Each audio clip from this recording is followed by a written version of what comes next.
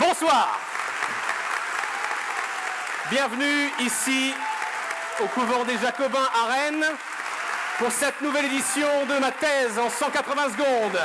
Édition Université Bretagne-Loire avec 14 jeunes chercheuses et jeunes chercheurs.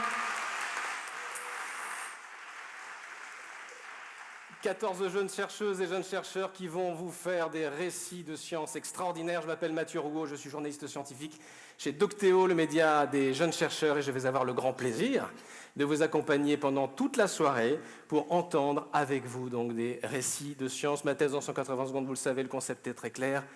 3 minutes pour parler de travaux de recherche de plusieurs années. Ce n'est pas une mince affaire. Avant de commencer, je voulais simplement vous dire, chers amis, que vous pouvez mettre vos téléphones portables en mode vibreur, mais ne pas les éteindre, pour commenter, si vous êtes sur Twitter, cet événement avec le hashtag MT180. Alors, avant de commencer à proprement parler cette finale, je voudrais, s'il vous plaît, donner la parole à 2 personnalités qui nous font le plaisir d'être avec nous ce soir. Et la première s'appelle Gabrielle Inguscio. Elle est déléguée régionale CNRS Bretagne et Pays de Loire. Pour quelques mots d'accueil, s'il vous plaît, merci de bien vouloir applaudir Madame Inguscio. À vous. Eh bien, mesdames, messieurs, bonsoir aussi. Je suis très heureuse d'être parmi vous ce soir pour cette finale interrégionale Ma thèse en 181 secondes, où j'ai l'honneur de représenter Antoine Petit, le président directeur général du CNRS. Je suis fière et émue d'être là ce soir, dans ce lieu chargé d'histoire, au cœur de la cité rennaise et que je trouve absolument magnifique, devant un public aussi nombreux, venu ce soir écouter nos candidats, qui, j'en suis sûre, frémissent d'impatience à l'idée de monter sur scène. Certains d'entre vous connaissent peut-être déjà cette manifestation et y ont assisté des années passées, mais peut-être que pour d'autres, c'est nouveau. Donc, peut-être quelques mots pour redire ce qu'est MT 180, nom de code pour ma thèse en 180 secondes. Cette manifestation a été créée à l'initiative de la Conférence des présidents d'universités françaises et du CNRS. Elle a pour vocation de rapprocher le public, la société, de la science. Et vous êtes là ce soir très nombreux, donc merci à vous tous d'être venus soutenir nos candidats. Cela montre à quel point vous vous intéressez à la science et à ses résultats. Votre présence est très importante parce que la science, au final, portée par les chercheurs, n'appartient pas qu'aux chercheurs, elle appartient à tous, à nous citoyens. Elle appartient à la société, qui va s'en emparer et qui va exploiter les résultats de leurs recherches. Les thématiques abordées vont être très variées ce soir et nos doctorants ici présents vont nous expliquer leurs recherches dans un langage accessible avec des mots simples qui vont nous permettre de comprendre. Ils relèvent ce défi en 3 minutes et nous verrons tous que c'est possible. Cet exercice vise aussi à nous faire comprendre les enjeux qu'il y a derrière la recherche dans nos laboratoires en Bretagne et en Pays de Loire. Alors nos laboratoires, où sont-ils? Il y en a à Rennes, évidemment, beaucoup. Il y en a aussi à Nantes, à Brest, à Lorient, à Vannes, à Angers, et je suis contente d'avoir mon pense-bête, au Mans, et aussi à La Roche-sur-Yon et à Lannion.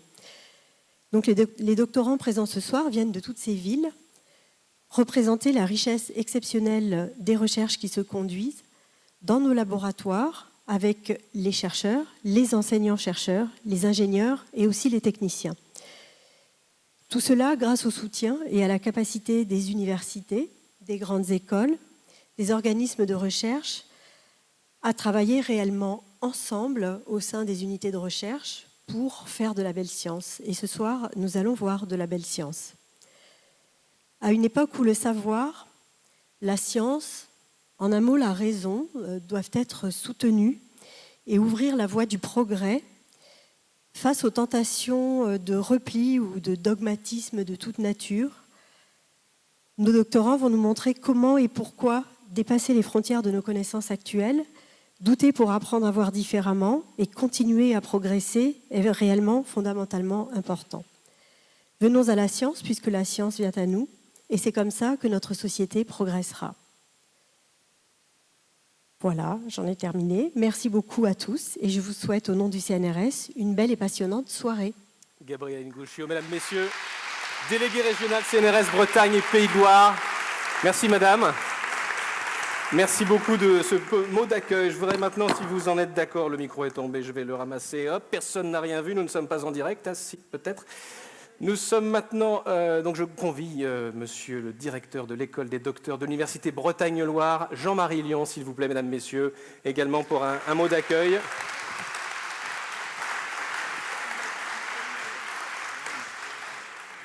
Bonsoir, c'est un grand honneur de représenter le président de l'Université Bretagne-Loire, Pascal Olivard, qui était souffrant aujourd'hui. Vous savez, la science, c'est une aventure, c'est des surprises. J'ignorais ce matin que je serais dans cette salle et encore plus que je serais devant vous tous. Donc, je vais faire un peu d'improvisation, mais je connais un peu la formation doctorale, donc et puis la Bretagne et les Pays de la Loire, donc je vais vous dire 2-3 mots. Donc, dessus. Aujourd'hui, on va avoir le plaisir d'accueillir 14 candidats et candidates et il y aura 2 prix qui seront remis en jeu. Hein. Et pour ces 2 prix, les lauréats seront qualifiables à la phase de sélection nationale. Aujourd'hui, la finale, elle fait suite à 6 demi-finales qui ont eu lieu sur les 6 pôles sur lesquels la formation doctorale est déployée en Bretagne et Pays de la Loire. On a eu 35 candidats pour pouvoir avoir des doctorants et des doctorantes qui réalisent les belles prestations qu'on va voir prochainement. Il a fallu tout un travail et ce travail a été réalisé par un ensemble de collègues qui les ont accompagnés pendant cette aventure. Et ils ont été soutenus par les pôles doctoraux et puis la coordination doctorale de l'Université Bretagne-Loire. Voilà. Et en fait, si on a eu 35 candidats, dans 47 personnes, en fait, 47 doctorants ont participé aux formations et seulement 35 ont choisi de poursuivre. Donc, maintenant, je pense que la séance va être ouverte et félicitations à tous ceux qui vont venir après moi. Merci beaucoup, monsieur Lyon, d'avoir prononcé ces mots. Je rappelle que vous êtes directeur de l'école des docteurs de l'Université Bretagne-Loire. Voilà, alors ils viennent d'universités comme celle d'Angers, Le Mans, Nantes, Brest et Rennes. Ils sont extrêmement motivés, ils se sont formés, comme ça a été dit, à plusieurs reprises. C'est le moment de lancer le générique et c'est aussi le moment de les applaudir. Je vais tous les citer, vous allez pouvoir les voir une première fois. Mesdames, messieurs, les candidats de ma thèse en 180 secondes d'édition Bretagne-Loire 2018. Corentin, Justine, Florian, Olfat, François, Camille, Adrien,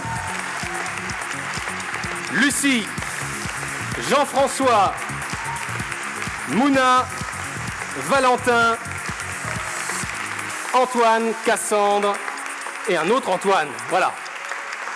Il y a une ambiance de folie. Je vois déjà qu'il y a des cartons qui sont prêts pour...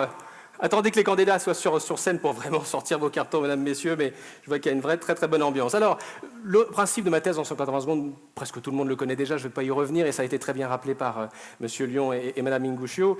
3 minutes pour présenter une thèse qui dure plusieurs années, en soi le défi est de taille. Une slide et une seule seulement, bien sûr, pour accompagner son discours. Et puis, bien sûr, si les 3 minutes sont dépassées, élimination directe. Mais je suis sûr qu'ici, le couvent des Jacobins va nous porter chance et il n'y aura pas de scénario de ce type ce soir. L'enjeu, ça a été dit également, mais un mot pour le rappeler, c'est bien sûr choisir 2 personnes pour représenter l'Université Bretagne-Loire les 5, 6, 7 avril 2018 à Paris pour des demi-finales qui s'annoncent hautes en couleurs. Et puis il y a un deuxième enjeu quand même qui est à signaler, puisqu'on a la chance d'avoir depuis le début du concours des partenaires, je parle de la MGEN et bien sûr de la CASDEN qui nous accompagnent depuis le début et ils nous font le plaisir d'offrir des présents, des cadeaux aux 2 lauréats qui auraient été lauréates, qui seront sélectionnés ce soir. Sur quoi seront-ils jugés ces jeunes chercheurs?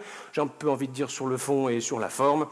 Sur le fond, c'est-à-dire sur leur qualité de médiation, de vulgarisation, hein, de choses qui sont par nature complexes. Et puis sur la forme, leur enthousiasme, leur conviction, leur charisme et puis leur envie de passer la science. Hein. Voilà, je dis ça avec mes mots à moi. Il y a aussi un point bonus coup de cœur, on appelle ça AMT 180. Et bien sûr, à partir du moment où il y a un prix du jury, il y aura aussi un prix du public. Pour le prix du jury, il faut évidemment un jury. Et c'est maintenant pour moi le moment de vous présenter rapidement les 4 personnalités qui nous font le plaisir d'être membres du jury cette année. Mesdames, Messieurs, je vous prie d'applaudir d'abord la présidente du jury, Cécile Martin, qui est juste là, cofondatrice de CXO, un cabinet de conseil pour les PME spécialisé dans le digital. On en dira quelques mots, madame. Vous êtes aussi membre de la French Tech Rennes-Saint-Malo, si je ne me trompe pas. À côté de vous, il y a Isabelle Cantat. Bonsoir, madame Cantat. Profil différent. Vous, madame, vous êtes professeure des universités à Rennes 1. Vous êtes de l'Institut de physique de Rennes. Merci beaucoup d'être avec nous. Il y a à vos côtés Nicolas Guillas, ou Guillas ? Guillas. C'est le rédacteur en chef de Sud-Ouest. De Science-Ouest, pardon. Bientôt de Sud-Ouest. Celle-ci, je la fais en répétition et je la fais face à vous. De Science-Ouest, bien sûr. Science-Ouest, c'est le mensuel de l'espace des sciences. On parlera tout à l'heure avec vous, monsieur Guillas, de ce mensuel. Et enfin, il y a Didier Chauvin, qui est également membre du jury. Maître de conférences en informatique, en information et communication. Vous êtes aussi responsable d'un master de communication politique et publique à Rennes 2. Voilà. 4 membres du jury pour choisir qui sera le prix du jury par définition. Il y a aussi un prix du public. Et là, évidemment, c'est vous, cher public, qui pourrez, à l'issue des pitchs des jeunes chercheuses et des jeunes chercheurs, avec le badge qu'on vous a remis en rentrant dans la salle, aller choisir la candidate ou le candidat qui, pour vous, mérite d'être envoyé en demi-finale lors donc des demi-finales de ma thèse en 180 secondes, le début avril, que je citais tout à l'heure. Voilà, assez de présentation, je pense que là, tout est dit, tout est clair. Ils piaffent d'impatience depuis tout à l'heure, donc ils ont très envie d'y passer, enfin de venir. Le premier doctorant que je vous invite à écouter maintenant pour présenter sa thèse en 3 minutes vient de l'université de Rennes 1. Il fait une thèse dont la discipline est l'informatique. Bon, je me suis laissé entendre dire qu'il y avait un petit peu de musique dedans aussi. Il est en 3e année. Il fait une thèse qui s'intitule « Modélisation multidimensionnelle et multi-échelle de la structure musicale ». Mesdames, Messieurs, Corentin Louboutin.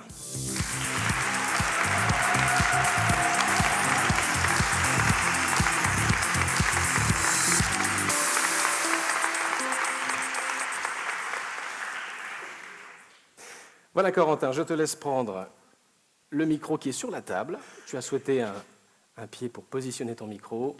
On te laisse t'installer tranquillement. Quand tu es prêt, tu as bien sûr 3 minutes pour présenter ton travail de recherche. Fais un signe, bien sûr, ostensible à la régie.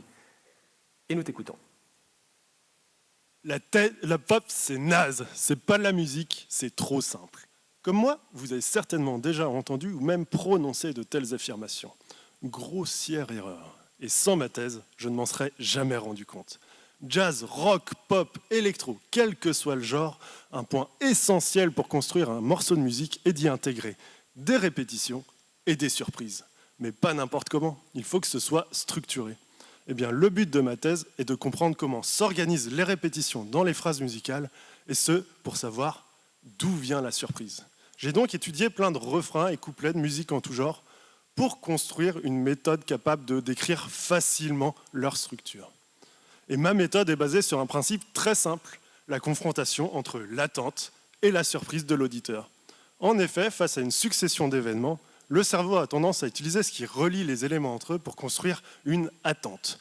Par exemple, si je vous dis A, B, C et que je vous demandais de continuer, vous auriez tous dit D s'il n'y avait pas l'image derrière moi. Mais comme vous vous en doutez, en musique, ce sera plutôt A, B, C et F. Et c'est cette surprise qui marque la fin de la phrase et contribue ainsi à la richesse du morceau. Bon, et la musique dans tout ça, j'y arrivais.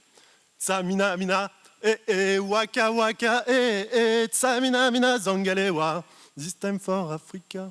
Sur la dernière mesure, le rythme surprend par l'absence de notes sur le premier temps de la phrase. Les paroles passent du fang à l'anglais, et si vous en souvenez, à ce moment-là, les instruments s'arrêtent de jouer. Eh bien, vous retrouvez ce type d'organisation dans plein d'autres morceaux. Tendez l'oreille et vous changerez à jamais de regard sur la musique. Mais reprenons notre suite logique, ABC. Même en considérant les formes et les couleurs autour, il est possible de décrire très précisément l'attente. C'est un cercle orange avec un dé au milieu. Mais pour la musique, c'est un tout autre problème, car elle est composée d'une multitude de dimensions, telles que le rythme, la mélodie, le timbre, les accords, le texte et bien plus encore. Et les relations entre tous ces éléments ne sont pas toujours évidentes à décrire. Par exemple, pour les accords, j'utilise ce qu'on appelle le transport optimal. Cela consiste à décrire la relation entre deux accords comme étant le mouvement effectué par les notes du premier pour passer au deuxième. La première monte d'un ton, la deuxième descend d'un demi-ton et la troisième reste la même. Mais ce qui est intéressant, c'est que si on décrit les relations pour les autres dimensions musicales, si on crée de nouvelles surprises, il est possible de composer de nouveaux morceaux. Enfin, le problème de ma thèse est que ce n'est pas vraiment à moi d'utiliser cette méthode, mais à mon ordinateur, pour que lui aussi compose et vous aide à composer. Et ça, il galère.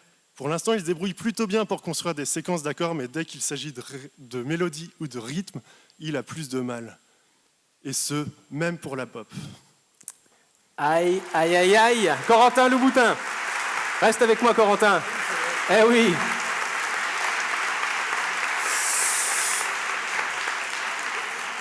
Ça a été compliqué. Oui. C'est toujours une sacrée pression de passer en premier. Oui. Hein ? Bon. Passion pour la musique, ça c'est évident. Aucun doute. Aucun doute.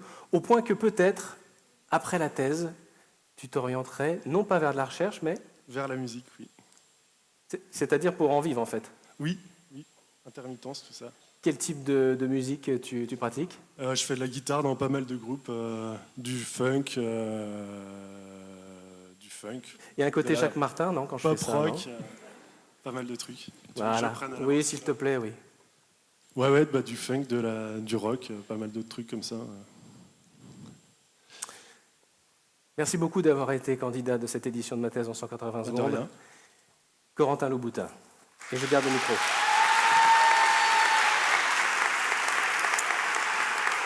Messieurs les membres, mesdames, messieurs les membres du jury, il me semble que le timer a été dépassé.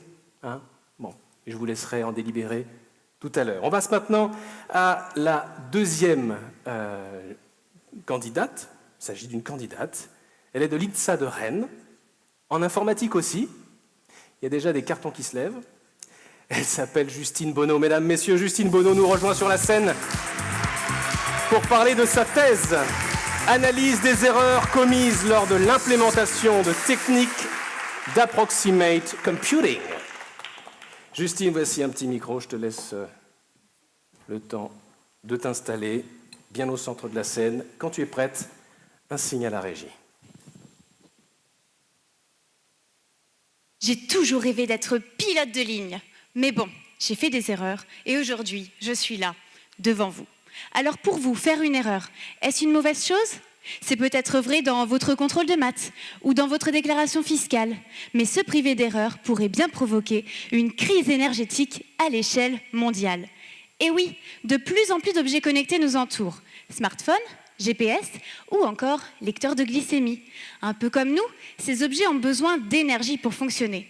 Mais saviez-vous qu'en 2040, si l'explosion du nombre d'objets connectés se poursuit à ce rythme, le monde ne produira plus assez d'énergie pour les alimenter tous ? Ça vous embêterait de ne plus avoir de smartphone ? Mais aussi, plus d'appareils connectés dans le médical. Comme nous ne serons pas capables d'alimenter tous ces objets connectés, une des solutions, à part d'en limiter le nombre, bien sûr, est d'en réduire la consommation énergétique. Un objet connecté remplit une fonction pour laquelle il fait des calculs et consomme de l'énergie. Si l'on simplifie ces calculs, on gagne du temps, donc de l'énergie, mais on risque de voir apparaître des erreurs. Regardez le dessin de gauche. Il a fallu une dizaine d'heures pour le réaliser, vu le niveau de détail, mais on reconnaît tout de suite la Joconde. À droite, c'est mon dessin. Il m'a fallu moins d'1 minute, mais je pense que vous n'avez pas envie d'être avec moi au Pictionary. Au centre, il a fallu 10 minutes pour dessiner la Joconde, mais vous l'avez tous à peu près reconnu. La différence entre ces dessins, ce sont les simplifications faites pour réduire le temps de réalisation, avec un impact sur la qualité. Mon objet connecté, c'est un peu comme un dessin. Si l'on en simplifie les calculs, on diminue l'énergie pour les faire avec un coût en termes de qualité. Il y a donc de mauvaises et de bonnes simplifications. Ma thèse consiste à les trouver. Et une bonne simplification, c'est celle qui nous fait gagner le maximum d'énergie tout en causant des erreurs si petites que nous, génération 2.0 surentraînée, on n'est même pas capable de les détecter. Pour trouver une bonne simplification, il faut en vérifier la qualité. Pour cela, la solution la moins coûteuse est de la tester sur ordinateur. Sauf que mon ordinateur, il est conçu pour faire des calculs exacts et il est donc très lent pour tester des simplifications. Ma mission, accélérer ces tests. Pour cela, j'ai une astuce. Plutôt que tester le comportement de mon calcul avec la simplification, j'observe la nature des erreurs causées par cette simplification. Sont-elles grandes, petites ou apparaissent-elles ? Grâce à ces observations, j'obtiens des informations statistiques sur l'erreur pour en créer un modèle mathématique réaliste. Cela me permet de faire mon calcul de façon exacte, donc rapidement, sur ordinateur, auquel je rajoute juste la bonne valeur de l'erreur au bon endroit. Sans cette astuce, il fallait 8 heures pour évaluer la qualité d'un ensemble de simplifications. Maintenant, il ne me faut que 10 minutes. Je peux donc en tester beaucoup plus pendant la même durée. J'aide donc réellement à réduire la consommation énergétique des objets connectés du futur. Pour finir, comme dirait Mathieu Chédid, il y a de l'or dans l'erreur. La preuve, je ne suis pas pilote de ligne, mais aujourd'hui, je m'éclate tous les jours au travail. Sur le fil du rasoir. Non, faut pas me faire ça, c'est que le début. Justine Bonneau. Merci. Ça va, Justine? Ça va mieux? Ça va mieux maintenant que c'est oui, fait? Oui, ça va mieux. Bon. Pourquoi tu fais cette recherche-là? Qu'est-ce qui fait que tu t'es engagée en thèse aujourd'hui? C'est l'objet de recherche en lui-même? Le sujet, à la base, me plaisait beaucoup et puis aussi pour me rapprocher de l'enseignement qui vraiment me plaît beaucoup. C'est quelque chose qui me passionne, donc voilà, ça me permet de faire les deux. C'est ça qui t'intéresse dans la recherche, c'est de pouvoir ensuite transmettre la science qui est comme ça constituée. Tu vas partir au Maroc bientôt, explique-nous, là dans quelques jours? Oui, je pars au Maroc dimanche pour aller donner des cours en fait à l'INSA Euroméditerranée qui a ouvert il y a 2 ou 3 ans. Donc voilà, c'est sympa comme aventure. C'est super, ouais, Bon. c'est super. On est très heureux de t'avoir avec nous sur la scène ici du couvent des Jacobins. Justine Bonneau, tu Merci beaucoup. peux reprendre ta place. Merci 1000 fois. On peut l'applaudir. J'en profite pour vous dire, bien sûr, que le petit temps d'échange que j'aurai avec chaque candidate et chaque candidat ce soir n'est pas évalué ni par les membres du jury, ni par vous, bien sûr. Seul le pitch compte. L'idée, c'est simplement de prendre un petit peu de temps, de permettre aux membres du jury de finir de prendre quelques notes et de ne pas évaluer dans la précipitation. On passe maintenant à Florian Trigodet. Il est juste là. Il vient de l'Université de Bretagne occidentale. Il est en microbiologie en 3e année. Et le titre de sa thèse, vous voyez s'afficher derrière moi, caractérisation électrochimique et moléculaire des biofilms électroactifs sur acier inoxydable en milieu marin. Quand tu es prêt, Florian. Les petites bêtes mangent pas les grosses. Ça, c'est comme le Père Noël. C'est pas vrai. Et les petites bêtes dont j'ai envie de vous parler aujourd'hui, ce sont les bactéries. Et les grosses bêtes, ce ne sont même pas des bestioles. En fait, c'est de l'acier inoxydable. Et un endroit dans lequel on va retrouver les deux, c'est par exemple la mer, où on va utiliser de l'acier inoxydable pour se protéger de la rouille. Mais on va aussi naturellement retrouver des milliards de bactéries par litre d'eau de mer. Donc moi, dans le laboratoire, quand je mets un morceau d'acier inox dans de l'eau de mer, avec toutes ces bactéries, au bout de quelques jours, certaines d'entre elles vont commencer à se développer à la surface du métal. Mais voilà, ça se complique, puisqu'en fait, la seule présence de ces bactéries suffit à fragiliser l'acier inoxydable qui, du coup, risque de rouiller, de corroder. Ce qui n'est vraiment pas l'objectif de ce genre de matériaux. Donc c'est là que j'interviens. Je sors mon pauvre acier inoxydable de l'eau de mer, je récupère les bactéries qu'on trouve à la surface et je commence le diagnostic, à savoir, est-ce que toutes les bactéries de l'eau de mer sont capables de le mettre dans cet état ou est-ce qu'une seule en est responsable?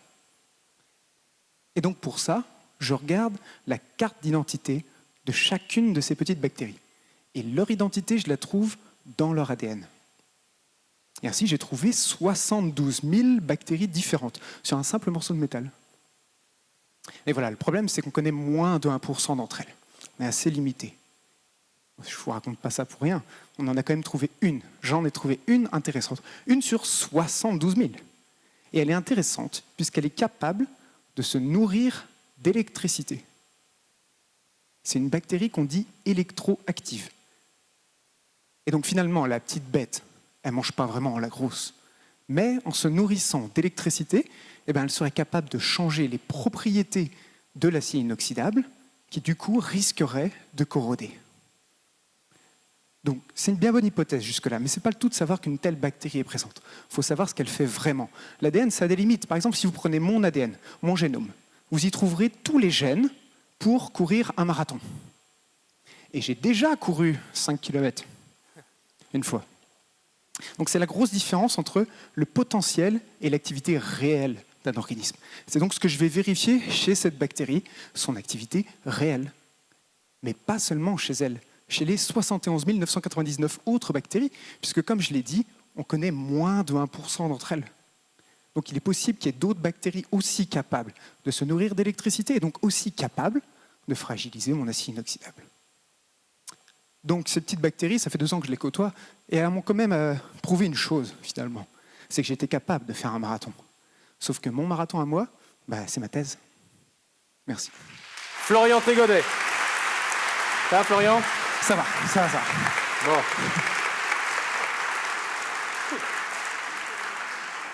Ouf.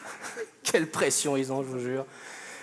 Ah là là. Bon, on parle quand même 30 secondes pour parler de cette thèse CIFRE que tu mènes, parce qu'elle est financée dans ce cadre-là. Tu travailles avec quelle entreprise? Avec l'Institut de la corrosion. Qui fait quoi? Qui est experte en corrosion, expertise, projet, ce genre de choses. Donc rien à voir avec mon domaine. Mais par cette collaboration, on apporte quelque chose qui n'existe quasiment pas dans la littérature. Donc c'est top. Et donc tu partages ton temps entre cet institut et puis ton mon labo de microbio. Ouais, c'est ça, je partage entre les deux. Pourquoi tu fais de la recherche, toi? Est-ce que c'est un hasard, une rencontre, quelque chose qui vient de plus loin? J'ai pas vraiment choisi parce que je me suis jamais vu faire autre chose. Quand j'étais petit, c'était faire scientifique et tout, mais un jour on m'a dit c'est de la recherche, donc je fais de la recherche. Tout petit déjà, tu te voyais Ouais, j'ai jamais vu autre chose pour l'instant. En train de faire de la recherche. Bon, écoute, on est également très heureux de t'avoir avec nous, Florian Trégodet, donc de l'Université de Bretagne occidentale. Il était là ce soir pour vous parler de sa thèse aussi.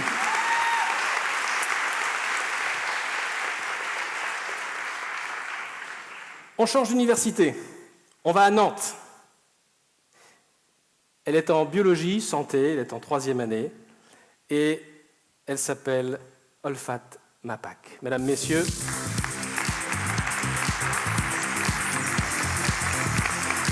Olfat Mapak nous parle de sa thèse qui s'intitule « Vers une nouvelle approche thérapeutique pour les canalopathies cardiaques ».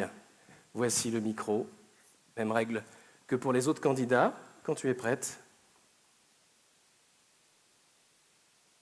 Savez-vous quel est le point commun entre l'électricité et votre cœur? Pardon, monsieur? Les coups de foudre? Et non, désolé. C'est tout simplement les courants électriques. Comment? Par exemple, ici, dans cette salle, mon micro fonctionne. Le chronomètre tout à l'heure sonne par l'électricité.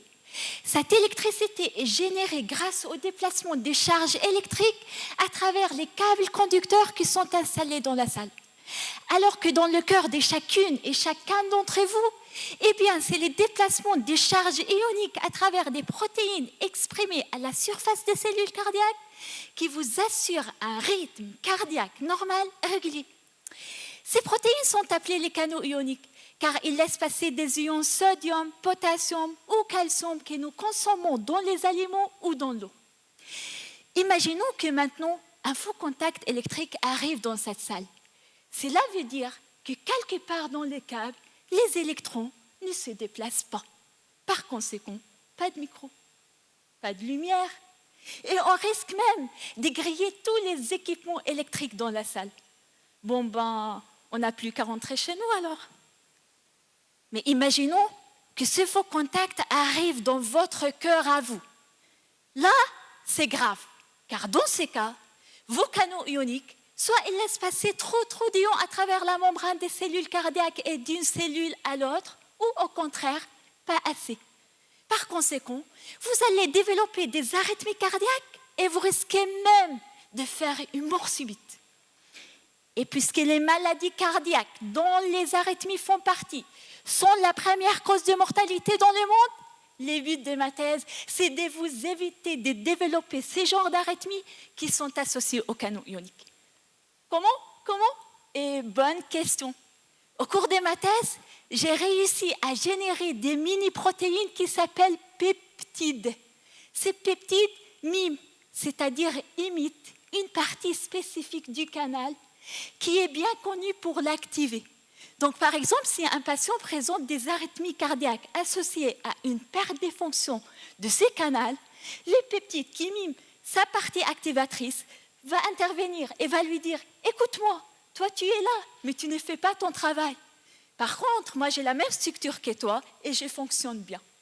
Pousse-toi, je prends ta place pour activer les canaux. » Par conséquent, ces peptides vont corriger la perte des fonctions et permettre au patient de rétablir son rythme cardiaque normal, régulier. Enfin, pour un faux contact électrique qui pourrait arriver dans cette salle, je ne peux rien faire à part appeler un bon électricien, mais grâce à un tout petit peptide, je vais tout faire pour que votre canal fonctionne bien.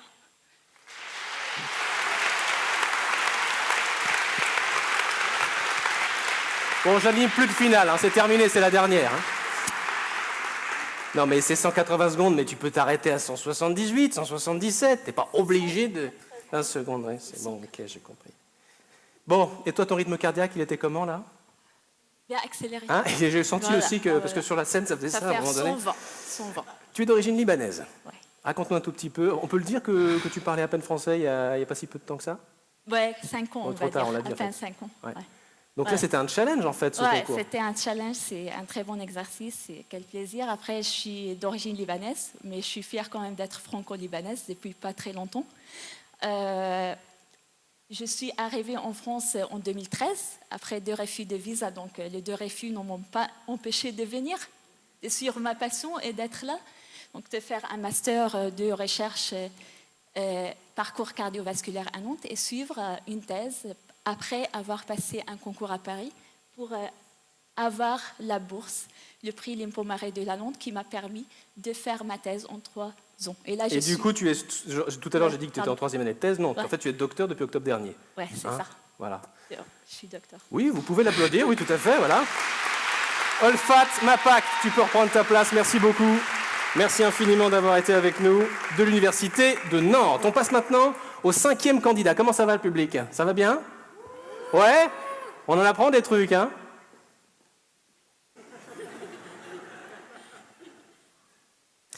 Allez, on passe maintenant donc à un candidat qui nous vient de l'Université du Mans. Enfin, voilà, il est en géographie, en 3e année. Le titre de sa thèse, c'est « Les îles dépendantes aux énergies fossiles face aux futurs risques de pénurie vers un développement durable choisi ou une pénurie énergétique subie ?» Point d'interrogation. Vous voyez, on change complètement d'univers. C'est ça aussi ma thèse en 180 secondes.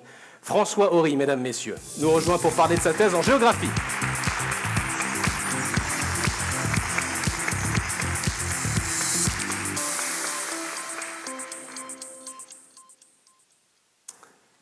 Te presse pas, François.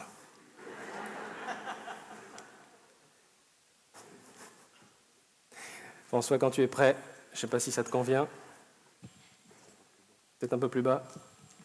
Bougez pas. Je ne sais pas comment ça marche, moi. Hop, hop, et hop. Ça te va? Quand tu es prêt, tu fais un signe ostensible à l'équipe technique, le CREA, et on t'écoute. La transition énergétique, ça parle de quoi en Martinique? Je vais vous en toucher 2 mots en 180 secondes chrono. Si, je vous jure. Tentons d'abord de définir ce que transition énergétique veut dire. La transition, c'est entre autres le passage d'un état à un autre. Facile. Définir l'énergie, en revanche, c'est une autre paire de manches. L'énergie est ce qui permet aux choses autour de nous de changer. Georges Clemenceau a dit, je cite, « Il faut d'abord savoir ce que l'on veut, il faut ensuite avoir le courage de le dire, il faut ensuite l'énergie de le faire. » Fin de citation. L'énergie, c'est donc le carburant de l'action. carburants se présentant sous diverses formes dans l'environnement. Traction animale, pétrole, biomasse, vent. La transition énergétique est donc caractérisée par le changement des énergies mobilisées. Par exemple, il y a 500 000 ans, nos ancêtres n'avaient rien, si ce n'est leurs petites mains. Puis, ils ont commencé à trouver des moyens de faire sous-traiter. Et c'est là la première transition énergétique qui a été effectuée. Puis, il y a une centaine d'années, s'en est suivie une transition énergétique un peu moins docile, celle du passage aux énergies fossiles. Elles ont en effet permis de décupler nos capacités de faire, ce qui est plutôt cool, hein, mais en polluant la planète entière.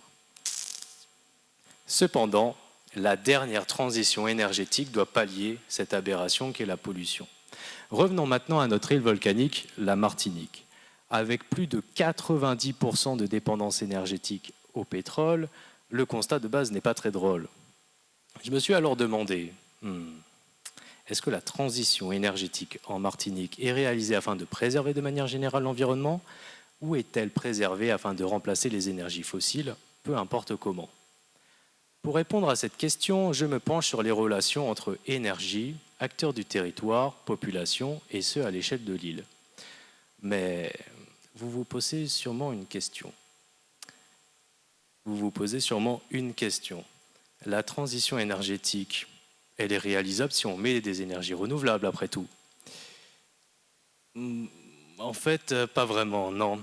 Population, producteurs, élus, services techniques, associations, propriétaires, mouvements politiques, tout ce petit monde n'a pas la même vision de la transition. Quelle doit être sa définition? Quelles énergies peuvent en faire partie? Des conflits émergent même entre ces différentes prises de position. C'est la géopolitique locale. Mon travail est donc de savoir comment la transition énergétique s'insérera en Martinique et quels effets ça peut avoir sur ce territoire. Merci.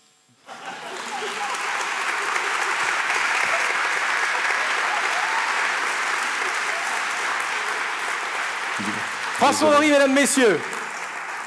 Je suis désolé. Mais heureusement, je ne t'ai pas coupé en plein pitch. Oui, François Horry. Ah pardon, tu n'avais pas terminé. Alors, ce goût pour la communication scientifique, là, on vient d'en profiter avec toi. C'est quelque chose que tu as développé dans d'autres contextes. Je crois savoir que tu as participé au Café Thèse. Oui, à l'Université du Mans, ouais. Ouais. Ça se passe comment? Bah, c'est cool. Enfin, ouais. Non, c'était pas ma question. On mouline un peu ce soir. Si, on mouline un petit peu. C'est quoi? C'est un pitch de 10 minutes, c'est ça? Ouais, voilà, on est une association de doctorants et on fait une présentation. Laquelle? Cette association s'appelle comment? L'Adium. L'Adium. Eh ben, on fait un petit coucou aux doctorants de l'Adium, tiens. Voilà, et donc c'était chouette. Ouais, cool. Pourquoi tu fais ma thèse en 180 secondes? Le challenge. Sortir de la zone de confort, genre. Être devant des gens et tout. Mesdames, messieurs, François Horry. Je te serre la main parce que là, vraiment... Merci pour tout, François. Et je remballe ça. C'est une soirée spéciale, hein? Bon, allez, on va se détendre un peu. On va souffler, enfin l'animateur surtout. Comment vont les membres du jury? On vous avez un micro ou pas? Non? Eh ben, je vous en donne un. Madame la Présidente. Alors, je rappelle que vous êtes entrepreneuse, hein? La société s'appelle CXO. C'est un cabinet de conseil au PME, je l'ai dit tout à l'heure, mais voilà, spécialisé dans le digital. Plus exactement, vous pouvez nous briefer un petit peu cette... Non, vous voulez pas? Bon. Vous les avez trouvés comment, ces jeunes chercheurs? Question 2. C'est pas moi qui suis au centre ce soir, donc je vais plutôt parler des candidats. Effectivement, moi je suis bluffée par le fait qu'ils sortent de leur zone de confort. Et effectivement, en tant que chef d'entreprise et entrepreneuse, c'est ce que j'aime aussi dans mon métier. Donc bravo à eux d'oser le faire, et puis ça leur servira pour leur future carrière. Dans quelle mesure? C'est important de savoir se présenter comme ça Entreprendre, c'est prendre des risques, c'est aussi faire un gros travail de synthèse de ce qu'on observe de son environnement, de ce sur quoi on travaille. Et là, je pense qu'ils ont un énorme travail de synthèse à faire. Et puis un gros travail de pédagogie, s'adapter à son client, être capable de comprendre son besoin, se mettre dans ses baskets. C'est pas toujours facile. Et là, ce soir, tous, par rapport à leur sujet de thèse qu'ils vivent matin, midi, soir, la nuit, il faut qu'ils se mettent à notre place pour essayer de nous faire comprendre ce qu'ils portent. Et c'est un énorme travail. Et puis, il y a le travail d'être sur scène aussi. Ouais, c'est un sacré de trac, jouer un hein. rôle. Ouais. Donc, Sacrée bravo, pression. C'est vrai que quand on vous voit tous comme ça, on est impressionné. Merci en tout cas, Madame Martin, d'avoir accepté d'être présidente de ce jury. À côté de vous, il y a donc Isabelle Cantat, que je présentais tout à l'heure. Hein. Je rappelais que vous êtes professeure des universités à Rennes 1. Un petit mot peut-être, alors pas en 180 secondes, mais sur votre thématique de recherche. Je travaille Qu'est-ce que sur vous faites la durée de vie des mousses liquides, comme mousse de bière, mousse de produits vaisselle. Oui, parce qu'il y a des mousses partout, en fait. C'est ce que vous me disiez au téléphone. Ouais. Vendre des mousses et vendre de l'air, c'est un truc qui marche bien. No comment. Pourquoi vous avez accepté d'être membre du jury de ma thèse en 180 secondes? Par curiosité d'abord, parce que c'est la première fois que j'assiste à cet événement et que je suis vraiment très impressionnée par les candidats qui ont des talents d'acteurs qui viennent en plus de leur qualité scientifique, et ça c'est extraordinaire. Donc je suis très contente de pouvoir apprendre beaucoup d'eux, parce que être enseignant-chercheur, c'est un métier d'acteur aussi, et ils font ça vraiment très bien. Donc je prends des notes. Oui, vous êtes chercheuse. Vous auriez vous-même participé à ce concours s'il avait existé il y a quelque temps? Quand j'étais en thèse, c'était des initiatives qui étaient beaucoup plus rares que maintenant. Oui. Je pense que ce travail de communication, c'est quelque chose qui a énormément progressé. Je pense que c'est une excellente chose. Donc probablement pas, et probablement j'aurais eu tort. Et je pense que c'est des choses que la nouvelle génération fait beaucoup mieux que nous. En tout cas, avec beaucoup d'enthousiasme et de passion. Merci encore à tous les doctorants d'être là pour nous présenter leurs travaux de recherche. C'est une vraie chance qu'on a. Je vais reprendre le micro. On peut applaudir une nouvelle fois et encourager les membres du jury, parce que je peux vous dire que les départager, ça ne va pas être une mince affaire. On continue avec notre 6e jeune chercheuse. Elle vient de l'université de Rennes 1. Elle joue à la maison, quoi. Hein. Elle est en géologie. En 2e année, le titre de sa thèse, c'est « Prédiction de la pollution de l'eau au nitrate à partir de mesures en ruisseau ». Et elle s'appelle Camille Vautier. Mesdames, Messieurs, Camille Vautier. Quand je dis qu'elle joue à domicile... Hein,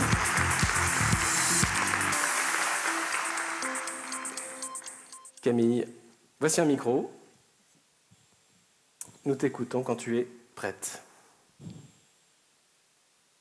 Je suis désolée de commencer par ce constat, mais les Bretons sont majoritairement des porcs. Et les Bretonnes majoritairement détruits. Ne soyez pas vexés, hein, je suis moi-même bretonne. Non, ce que je veux dire par là, c'est qu'en Bretagne, il y a un petit peu plus de 3 millions d'humains et plus de 7 millions de porcs. Les excréments de tous ces cochons entraînent une pollution des eaux au nitrate à l'origine des proliférations d'algues vertes. Le cadre général de ma thèse, c'est de faire des prédictions sur cette pollution des eaux au nitrate. Et pour faire des prédictions, ce que j'étudie, c'est l'eau souterraine. L'eau souterraine, c'est en fait de l'eau de pluie qui s'est infiltrée dans les fractures de la roche et qui circule dans cette roche pendant plusieurs dizaines d'années avant de ressortir en surface dans les ruisseaux. En quelque sorte, c'est une bombe à retardement, parce qu'elle entraîne avec elle des nitrates, et donc elle induit un délai entre le moment où on épand les excréments de cochons sur les champs et le moment où on retrouve les nitrates dans les ruisseaux et après à la mer. On a un petit peu de chance quand même, parce que dans la roche, l'eau souterraine peut rencontrer des petites bactéries gentilles qui désamorcent la bombe en mangeant une partie des nitrates. Donc ce que j'ai besoin de savoir pour mes prédictions, c'est combien de temps l'eau reste dans la roche et quelles sont ses chances de rencontrer des bactéries mangeuses de nitrates. Le problème pour étudier l'eau souterraine, c'est qu'elle est difficile d'accès. On peut creuser quelques puits, mais pas partout. Et c'est là qu'est l'originalité de ma thèse. Mon idée, c'est de regarder le ruisseau, ça on peut le faire partout, pour voir l'eau souterraine. Alors là, vous allez me dire, non mais attends, le ruisseau, c'est la surface. Oui, mais l'eau souterraine, après avoir circulé dans la roche, elle finit par ressortir en surface au niveau des ruisseaux. Et donc ce que je fais, c'est que je vais dans le ruisseau et j'essaie de capturer cette eau qui vient tout juste de sortir de la roche. Évidemment, on ne la distingue pas à l'œil nu, l'eau qui sort de la roche. Alors comment je m'y prends? Eh bien, déjà, j'enfile mes bottes, je vais dans le ruisseau et je remplis des petits flacons d'eau dont j'analyse la composition chimique. Et parmi les molécules ou les éléments chimiques que je mesure, certains sont des signatures de l'eau souterraine. C'est le cas du radon, par exemple, qui est un gaz produit par la roche. Et donc, quand je vois du radon en forte concentration dans l'eau, eh bien, je sais que j'ai affaire à de l'eau qui vient de sortir de la roche. Alors voilà, j'en suis à la moitié de ma thèse et j'ai montré qu'effectivement, le ruisseau donne des informations sur l'eau souterraine. Et puis vous imaginez que je me suis bien amusée, hein. J'étais dans les ruisseaux, au milieu de la forêt, au milieu des champs. Maintenant, pour la deuxième partie de ma thèse, je suis rentrée dans mon bureau, derrière mon ordinateur, et j'intègre mes résultats à des modèles numériques pour aboutir à des prédictions. Alors ce que je peux déjà vous dire, c'est que oui, si on change de pratiques agricoles aujourd'hui, les concentrations en nitrates dans la mer, dans les ruisseaux, diminueront. Simplement, ça prendra plutôt 3 décennies que 3 minutes.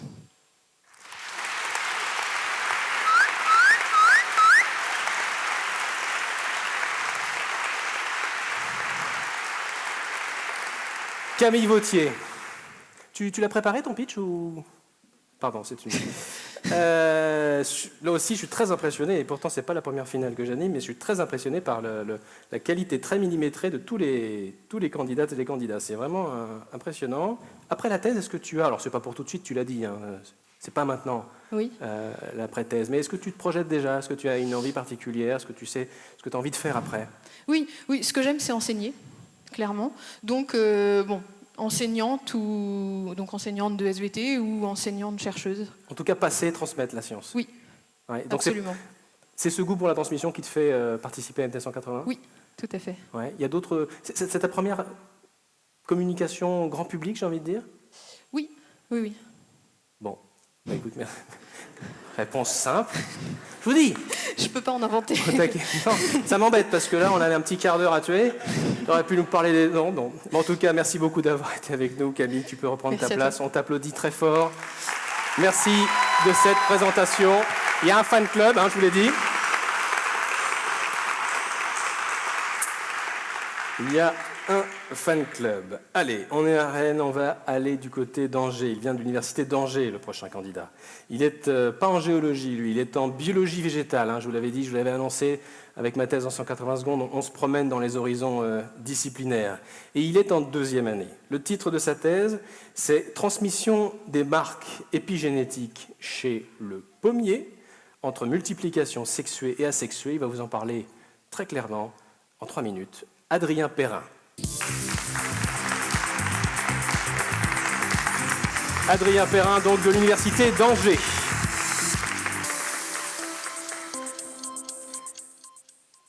Bonsoir Adrien, voici le micro, je te laisse faire. Souvenez-vous de Blanche-Neige. Dans ce conte, une méchante sorcière offre une pomme empoisonnée à Blanche-Neige. Moi, je me rappelle que dans le dessin animé, cette pomme était rouge. Et si je vous disais que cette pomme aurait pu être verte, rose ou même bronzée? Eh bien, c'est possible grâce à ce que l'on appelle l'épigénétique. Mais qu'est-ce que c'est l'épigénétique? La génétique, c'est tout ce qui concerne l'ADN. L'ADN, on peut se le représenter un petit peu comme un livre. Sauf qu'au lieu d'utiliser les 26 caractères de l'alphabet pour l'écrire, on n'en utilise que 4. A, T, C et G. Et chaque mot formé par ces 4 lettres représente un gène. L'ensemble des gènes de notre corps fait ce à quoi on ressemble. C'est notre phénotype. Par exemple, pour le pommier, la génétique permet de contrôler la forme du fruit, sa texture ou même son goût. Mais l'épigénétique alors, allez-vous me dire? Eh bien, ce sont des modifications chimiques qui ont lieu sur ces 4 bases. Et toutes ces modifications, ou marques épigénétiques, vont permettre à la cellule de savoir si un gène peut être exprimé ou non, de savoir s'il doit être lu en quelque sorte. Toutes ces modifications vont permettre de moduler le phénotype. Pour le pommier, les marques épigénétiques peuvent permettre d'avoir des pommes plus ou moins rouges. C'est une partie de ces marques épigénétiques que j'étudie au cours de ma thèse. Et je cherche notamment à comprendre comment est-ce que les marques épigénétiques du pommier se transmettent à sa descendance. Et c'est une question importante. En effet, tout au long de sa vie, un pommier est soumis à différents stress, comme des maladies ou des stress environnementaux, la chaleur ou la sécheresse. Et tous ces stress vont influencer et modifier les marques épigénétiques présentes sur l'ADN du pommier. Un exemple, lors d'une canicule, un pommier va être soumis à une très forte chaleur. Et bien en réponse à ce stress, les feuilles de l'arbre vont refermer tous leurs pores pour limiter l'évaporation d'eau. L'arbre va pouvoir se souvenir de ce stress grâce aux marques épigénétiques présentes sur l'ADN. Ainsi, il pourra y répondre plus rapidement à l'avenir. Donc entre le début et la fin de sa vie, les gènes du pommier ne s'expriment pas de la même façon. Et la question que je me pose, c'est lorsqu'un arbre transmet ses marques épigénétiques à sa descendance, est-ce qu'il les transmet telles qu'il les a héritées de ses parents, ou est-ce qu'il transmet également une partie de ses propres marques épigénétiques acquises au cours de sa vie? C'est une question essentielle dont la réponse permettra de mieux comprendre comment est-ce que le pommier et plus généralement les plantes peuvent s'adapter à leur environnement. Je vous remercie. Adrien Perrin.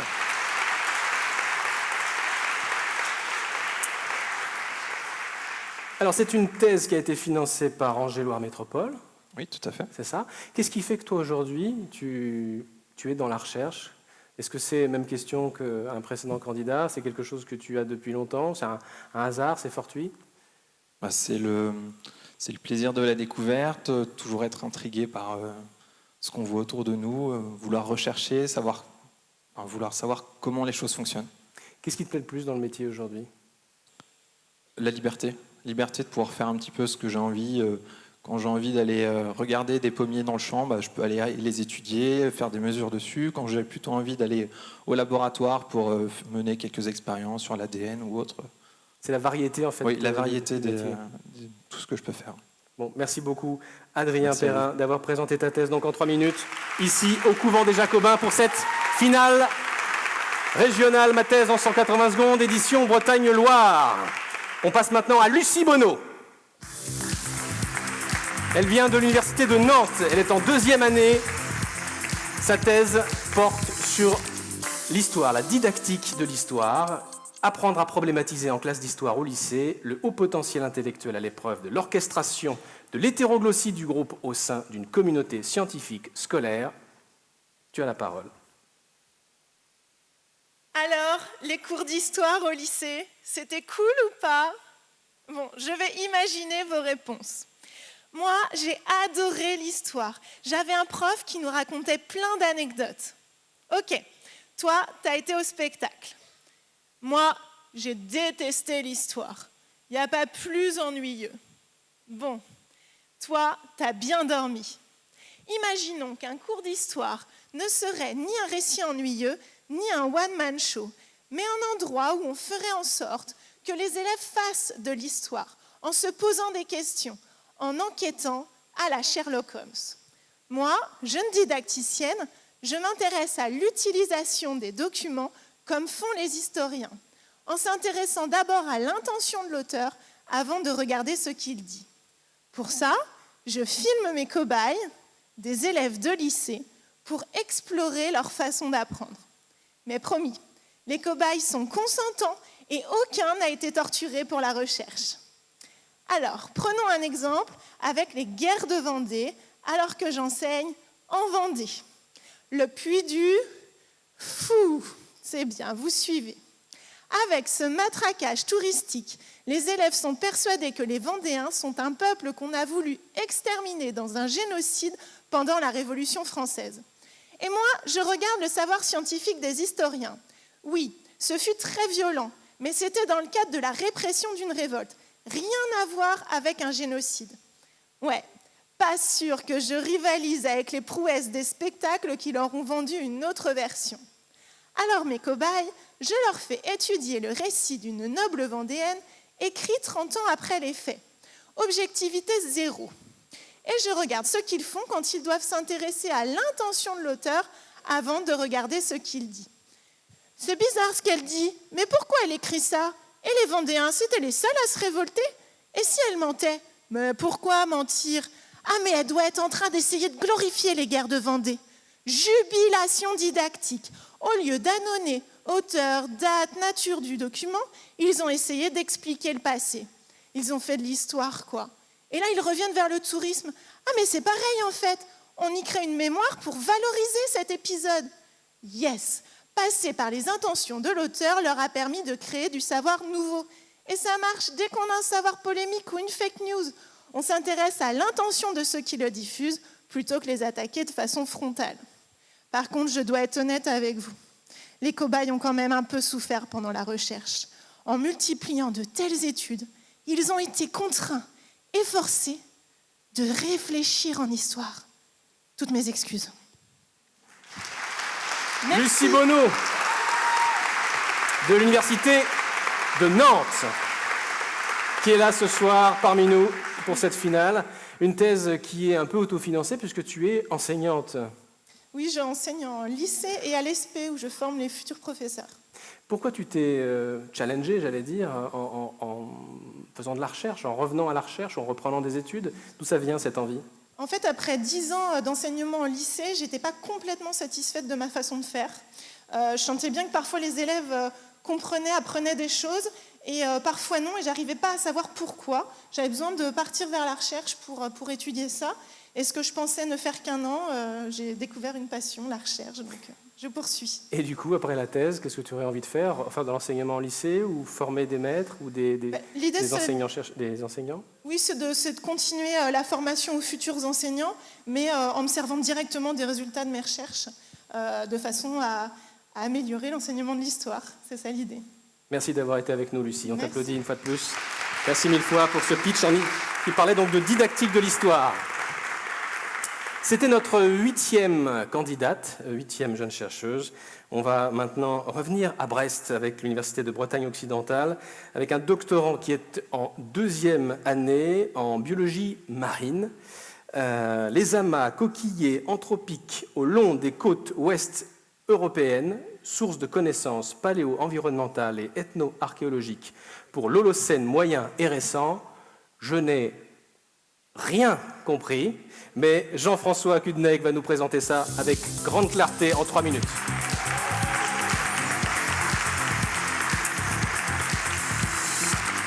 Jean-François, même règle, même principe, un micro, une slide, 3 minutes, une thèse. Alors moi je vais commencer par un constat qui malheureusement est en train de devenir une banalité. Notre climat change, c'est un phénomène qui a déjà lieu, que l'on peut déjà observer au niveau notamment de l'érosion marine qui est en augmentation du fait à la fois de l'élévation globale du niveau marin mais aussi en même temps de l'intensification des tempêtes en hiver. Cette érosion marine a des effets que l'on connaît sur nos biens, nos constructions, nos paysages, parfois notre sécurité, mais elle a aussi des effets, et c'est peut-être un petit peu moins connu, sur notre patrimoine archéologique. En effet, les zones côtières sont des zones qui sont occupées depuis très longtemps et on y trouve une grande concentration de sites archéologiques qui sont aujourd'hui en péril. Alors, quand on parle d'archéologie, on imagine assez facilement les pyramides de Khéops ou encore les alignements de Karnak. Mais moi, quand j'ai commencé, mon directeur m'a prévenu tout de suite, hein, tu te calmes, toi, tout ce que tu vas fouiller, c'est les poubelles. Ok, je me démonte pas. De toute façon, dans ces dépotoirs, on trouve énormément d'informations sur la manière dont les gens vivaient, ce qu'ils mangeaient. On peut même avoir un aperçu de leur environnement à l'époque. Alors, en Bretagne, dans l'archipel de Molène, là où je travaille, ces dépotoirs sont très riches en coquilles de patelles. On les appelle aussi des bréniques ou des berniques. Alors bon, ce soir, on est encore à Rennes. J'espère qu'il n'y a personne qui parle de chapeau chinois. Hein. On est d'accord, on laisse ça aux Parisiens. Bon, enfin bref, peu importe. C'est un petit mollusque pointu qui vit fixé sur les rochers. Et moi, je me suis intéressé à la composition chimique de sa coquille. Et plus particulièrement, je me suis posé la question de savoir si des éléments de l'environnement, comme par exemple la température de l'eau de mer, n'avaient pas un effet sur cette composition chimique. Le but étant de retrouver la température de l'eau de mer rien qu'en étudiant la coquille. Alors pour ça, j'ai étudié des coquilles qui provenaient de différentes périodes archéologiques, mais aussi des coquilles que j'ai été ramasser moi-même sur l'estran. Et bon, heureusement pour moi et pour la suite de ma thèse, ça fonctionne assez bien. La température de l'eau de mer est bien enregistrée dans les coquilles de mes petites patelles. J'ai pu montrer que dans l'archipel de Molène, à l'âge du bronze, il y a environ 4000 ans, les hivers sont nettement plus rigoureux qu'ils ne le sont aujourd'hui. Voilà un résultat intéressant quand on voit l'importance et l'intérêt que l'on porte aujourd'hui aux sciences du climat. Mais il est possible d'aller encore un petit peu plus loin avec cette information, puisqu'il est possible de connaître la température de l'eau de mer au moment où notre patelle est morte, c'est-à-dire au moment où elle a été pêchée. Toujours dans l'archipel de Molène, au néolithique, il y a 4500 ans, on pêche la patelle toute l'année, alors que 500 ans plus tard, à l'âge du bronze, on ne pêche la patelle qu'au printemps. Voilà un résultat qui nous interroge sur la manière dont ces populations considéraient leur environnement. Est-ce qu'ils étaient nomades ou sédentaires dans les îles ? Comment est-ce qu'ils considéraient les ressources qui les entourent ? Mon but à terme, c'est de pouvoir reconstruire l'histoire de nos côtes avec sa dimension à la fois naturelle, environnementale, mais aussi humaine et culturelle au travers de mes coquilles. Alors si on m'avait demandé au lycée qu'est-ce que tu veux faire plus tard, j'aurais sans doute pas répondu fouiller dans les dépotoirs préhistoriques, mais c'est à ça que ça nous mène la science à la plage, science bitch.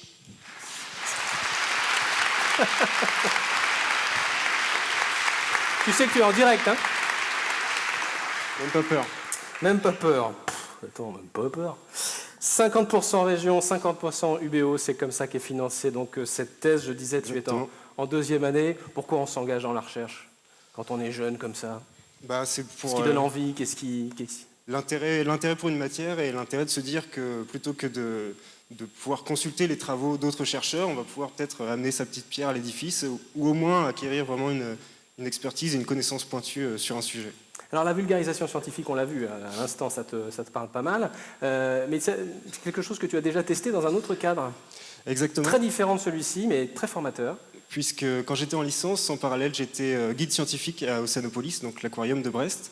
Et donc c'est évidemment des sujets qu'on aborde, la vulgarisation, rendre les choses accessibles, adapter son discours au public. C'est des choses qui me semblent essentielles. Et donc c'est quelque chose que j'imagine que tu continueras à faire, quoi qu'il soit décidé ce soir, lauréat ou pas. En tout cas, merci mille fois d'avoir été avec nous. Jean-François, on peut t'applaudir une fois de plus. Je reprends le micro. À une prochaine. Peut-être à tout à l'heure. 10e jeune chercheuse à passer sur scène ici au couvent des Jacobins à Rennes. Je rappelle que vous pouvez, vous aussi public, prendre des notes car tout à l'heure vous allez décider du point de savoir qui pour vous est le prix du public et ça ne sera pas une mince affaire. Donc prenez un maximum de notes, essayez de vous souvenir de celles et ceux qui passent sur scène et puis vous pouvez également commenter cet événement en direct si vous êtes sur Twitter avec le hashtag MT180. Elle s'appelle Mouna El Adani et on l'applaudit super fort. Elle vient de l'université d'Angers, Mouna, université d'Angers, en informatique décisionnelle. Mouna, le titre de ta thèse apparaît derrière toi. N'hésite pas à te rapprocher un peu, voilà, sois un peu plus devant pour qu'on te voit bien quand tu es prête. Nous t'écoutons. Émettre, recevoir, traiter l'information. Ces trois fonctions de l'être vivant sont tellement générales et constantes qu'on aurait la tentation de définir la vie grâce à ces règles. À l'ère du tout numérique, les informations deviennent accessibles, disponibles, mais aussi surabondantes. Chaque jour, nous générons 2,5 trillions d'octets de données, à tel point qu'en 5 ans, la quantité des informations échangées à travers le monde a été multipliée par 7. Ceci dit, c'est quoi l'information qui vous intéresse? Pour ma grande sœur, c'est la date des prochains soldes. Pour mon cousin, c'est le résultat du match du Barça. Alors que pour ma prof d'économie, c'est plutôt le dernier prix Nobel dans sa spécialité. Dans le contexte d'une entreprise, l'information prend une autre dimension. Désormais, elle ne peut survivre sans développer l'art de gérer et d'utiliser l'information.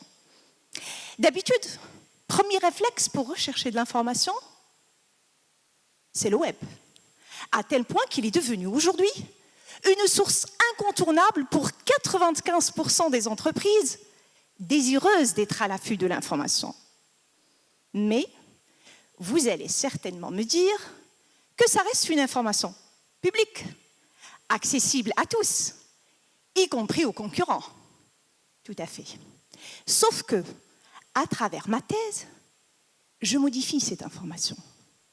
Je l'analyse, je la modélise, je la fais parler. Et pas que. Je plonge dans le web profond pour accéder à une information inaccessible à tous. Et j'interromps ce voyage en allant vers l'humain. Je le forme, je le sensibilise, je le mobilise pour trouver la réserve de productivité qui sommeille en lui afin qu'il me remonte un autre genre d'information. Une information d'origine terrain, fraîche, fiable et de qualité. Immergé sur ce terrain, au plus près de ces acteurs, Je construis un système informatique original qui couple l'information web et l'information terrain pour donner des sens à une information utile, très demandée par l'entreprise. L'utilité de ce système, qui fait appel à l'intelligence humaine, mais aussi à l'intelligence artificielle, je l'ai testé et j'ai démontré son intérêt pratique, son impact sur le business, sur l'image et sur la réputation de cette entreprise. Alors, prêt à venir découvrir ce processus? Si oui, rendez-vous à ma soutenance vendredi prochain. Mouna El Adani.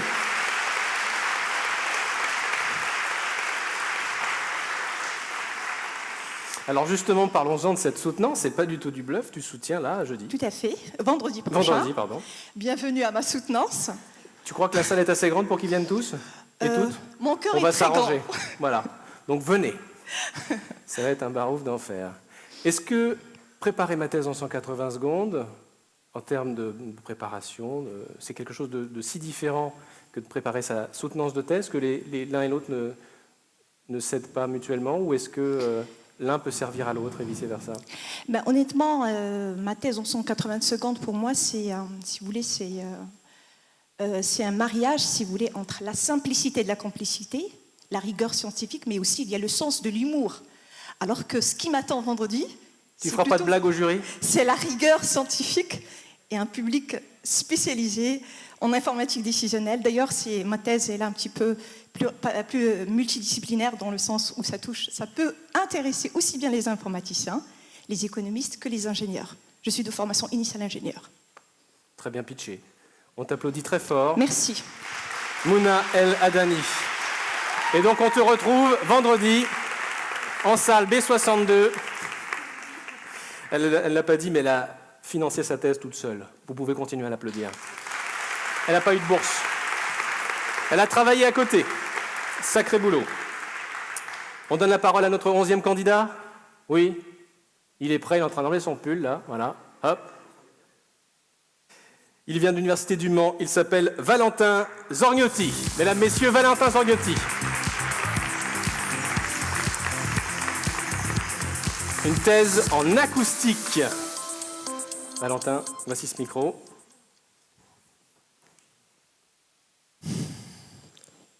Je fais un signe. Rappelez-vous ces nuits, occupées entre amis, à souffler dans des bouteilles, à boire juste assez de bière, en ajuster la bonne quantité, et ainsi obtenir la note désirée.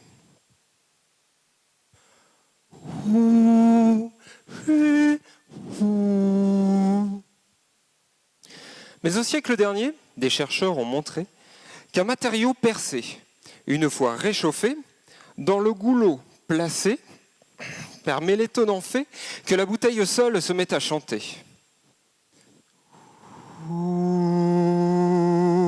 Elle tonne et résonne, tout cela sans souffler, c'est le chaleureux chant du tube résonnant. Étudions un peu la question. Si cette bouteille est un tube, les sons dans les tuyaux, ça, c'est mon étude. Ce tube dont il est question, tantôt froid ou très chaud, et il ne se passe rien. Mais les deux à la fois, réchauffés d'un côté, refroidis de l'autre extrémité, et le tube chante bien. Mon objectif, c'est de comprendre pourquoi, ou à défaut comment, le son se maintient indéfiniment dedans. Tant que l'on chauffe, la bouteille chante, et plus on chauffe, plus ça augmente. Attendez tant que cela vous chante, elle ne s'arrête pas et défie la patience. Tout ceci est bien compris par la science jusqu'ici. Cependant, je vous mens. Et indéniablement, le son de temps en temps s'arrête et reprend.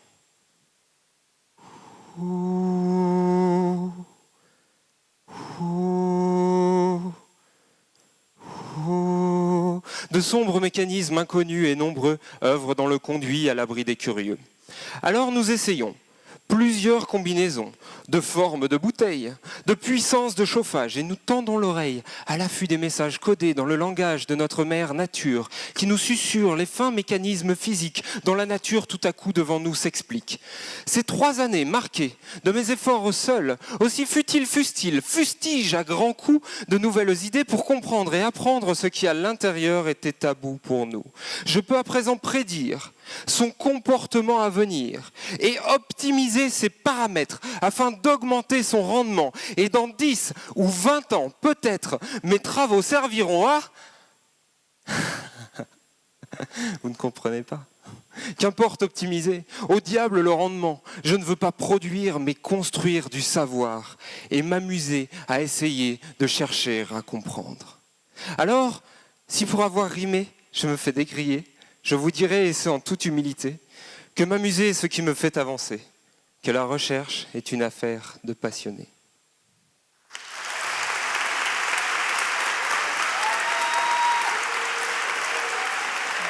Valentin Zorgioni.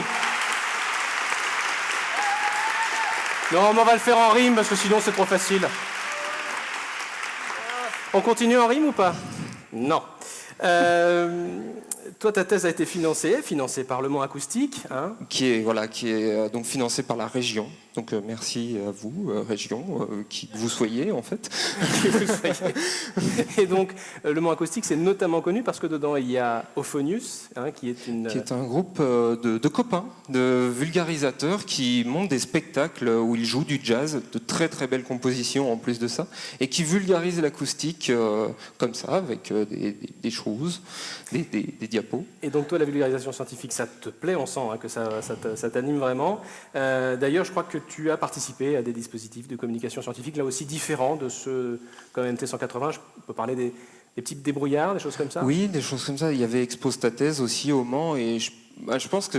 Expose ta thèse, c'est quoi au Mans? Alors c'est ma thèse en 240 secondes, si je ne m'abuse. Non, ça doit être un peu plus en 300 secondes, vu que c'est en 5 minutes. Et donc on devait proposer un poster format A1 pour vulgariser. Et c'était un concours, j'avais proposé un labyrinthe pour vulgariser ma thèse, dans le sens où on est là pour se perdre et pour essayer de s'amuser à chercher la sortie, qui n'existe pas évidemment, parce qu'on fait de la recherche. Il m'a perdu dans la phrase au bout du deuxième verbe. Valentin Zorgiotti, merci d'avoir été avec nous, Valentin. Tu peux reprendre ta place.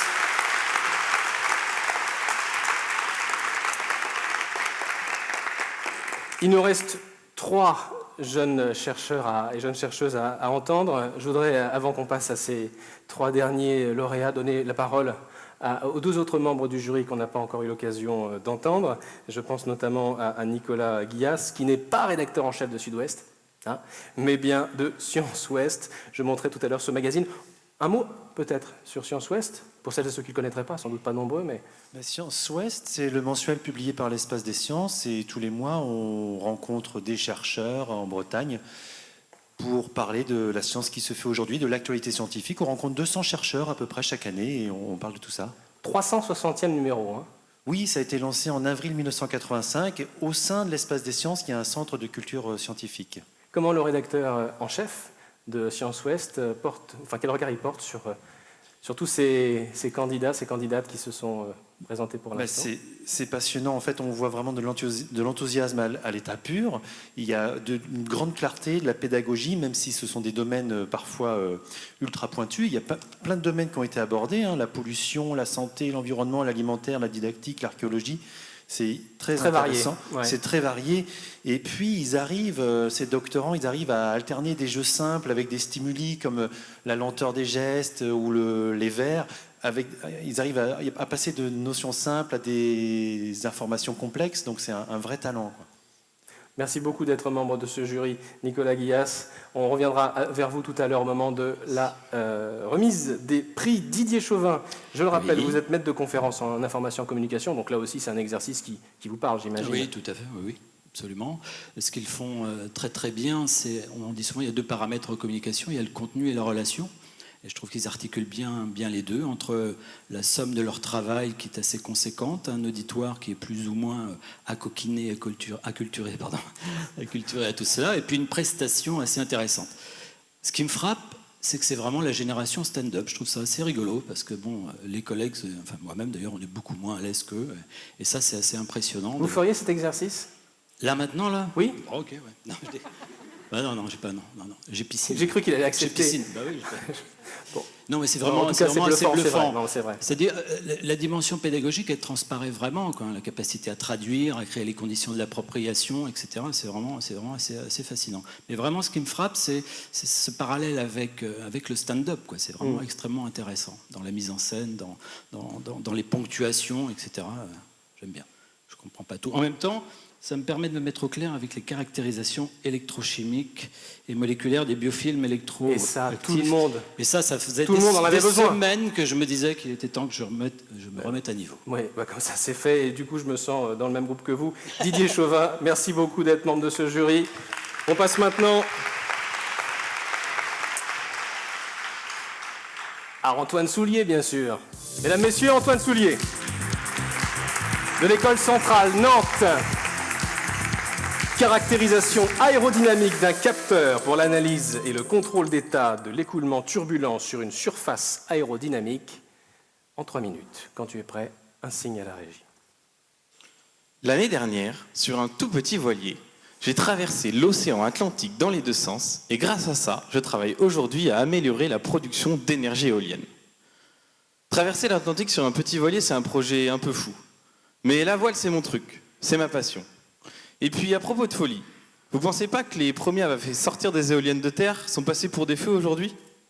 Oui, mais aujourd'hui, il y a plus de 3500 éoliennes en France. Leur nombre augmente de 10% par an et on compte vraiment sur elles pour diminuer notre impact sur le climat. Mais comment suis-je passé de mon petit voilier à un laboratoire qui travaille sur les pales d'éoliennes?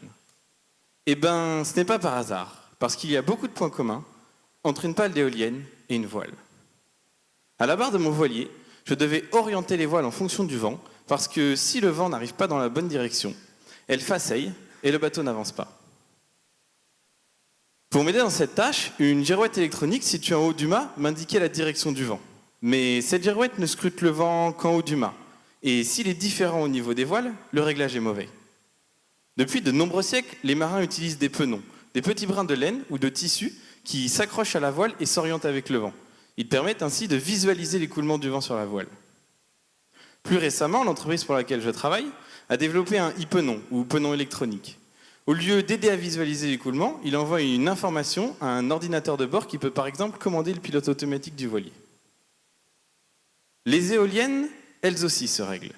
Elles tournent sur elles-mêmes. Et comme sur un voilier, si elles sont mal réglées, le vent n'arrive pas dans la bonne direction et elles ne fournissent pas l'énergie nécessaire à la fabrication de l'électricité. Sur ces éoliennes, personne n'est là pour visualiser l'écoulement. Et je ne connais pas beaucoup de marins qui seraient prêts à aller s'asseoir devant une éolienne pour regarder si les pales sont bien réglées. Il faut donc un capteur qui envoie une information à un ordinateur qui lui règle les pales. Aujourd'hui, on utilise aussi une girouette électronique. Mais imaginez la différence qu'il peut y avoir entre le vent au bout de la pale d'éolienne et celui en haut du mât. Et c'est là qu'on arrive avec notre e-penon. Si on en mettait sur la pale, partout, pour être sûr que le système mesure tout l'écoulement autour de la pale. C'est l'idée qui est derrière ma thèse. Mais avant ça, il faut s'assurer du bon fonctionnement du e-penon. Je réalise donc des essais en soufflerie avec une maquette de pale d'éolienne et des e-penons pour répondre aux questions suivantes. Est-ce que les e-penons ne perturbent pas l'écoulement autour de la pale? Est-ce qu'ils ne la rendent pas moins performante? Quelles caractéristiques du vent le e-penon mesure-t-il réellement? Et enfin, le e-penon sera-t-il un jour à l'éolienne ce que le marin expérimenté est au voilier? Un moyen de s'adapter aux rafales du vent pour être toujours réglé au mieux et produire un maximum d'électricité renouvelable. Joli challenge pour un marin coincé dans son bureau. Antoine Soulier.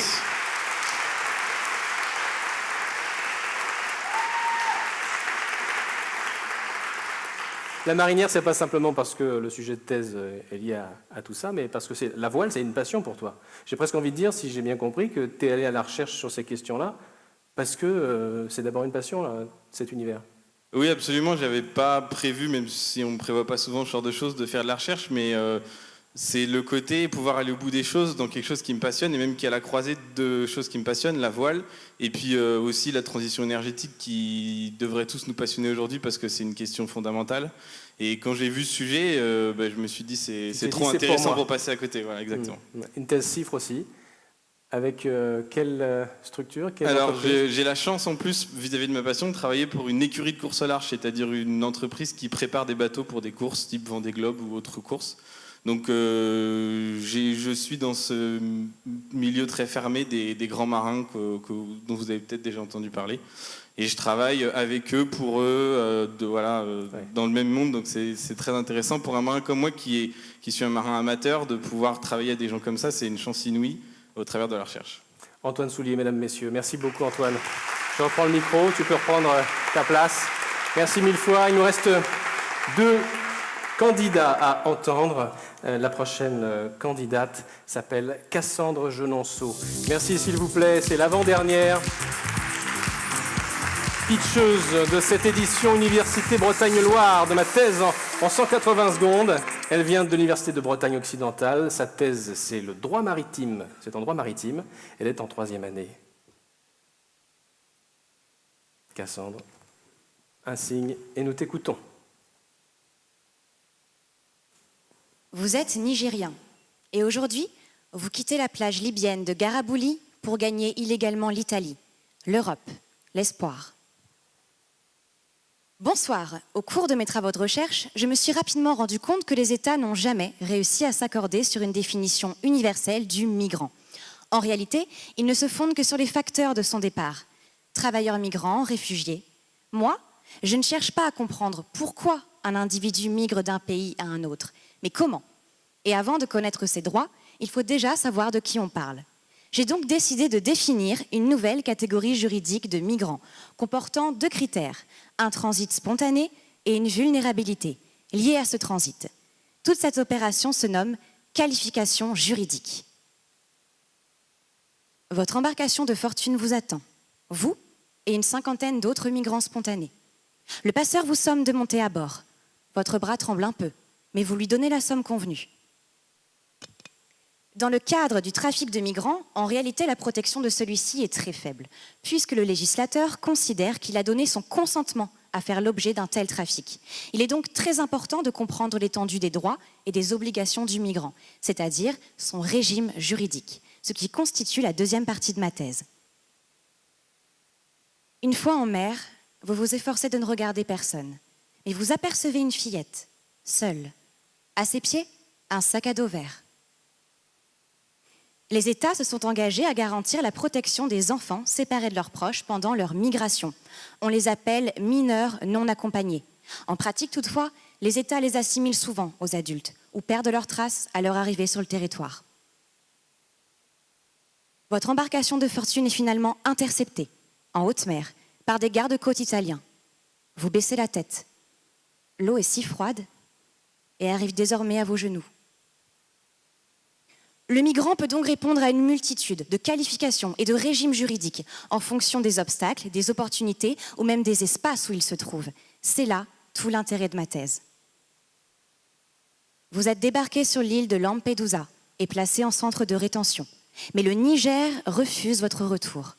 Vous comprenez que vous ne pouvez ni entrer, ni sortir. Divers objets sont rapportés de l'opération. Vous apercevez un sac à dos vert, mais il n'y a plus personne pour le récupérer.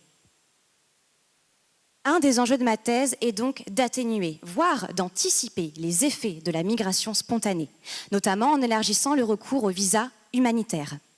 En réalité, mesdames et messieurs, il faut bien comprendre que les droits du migrant ne s'arrêtent pas à la frontière.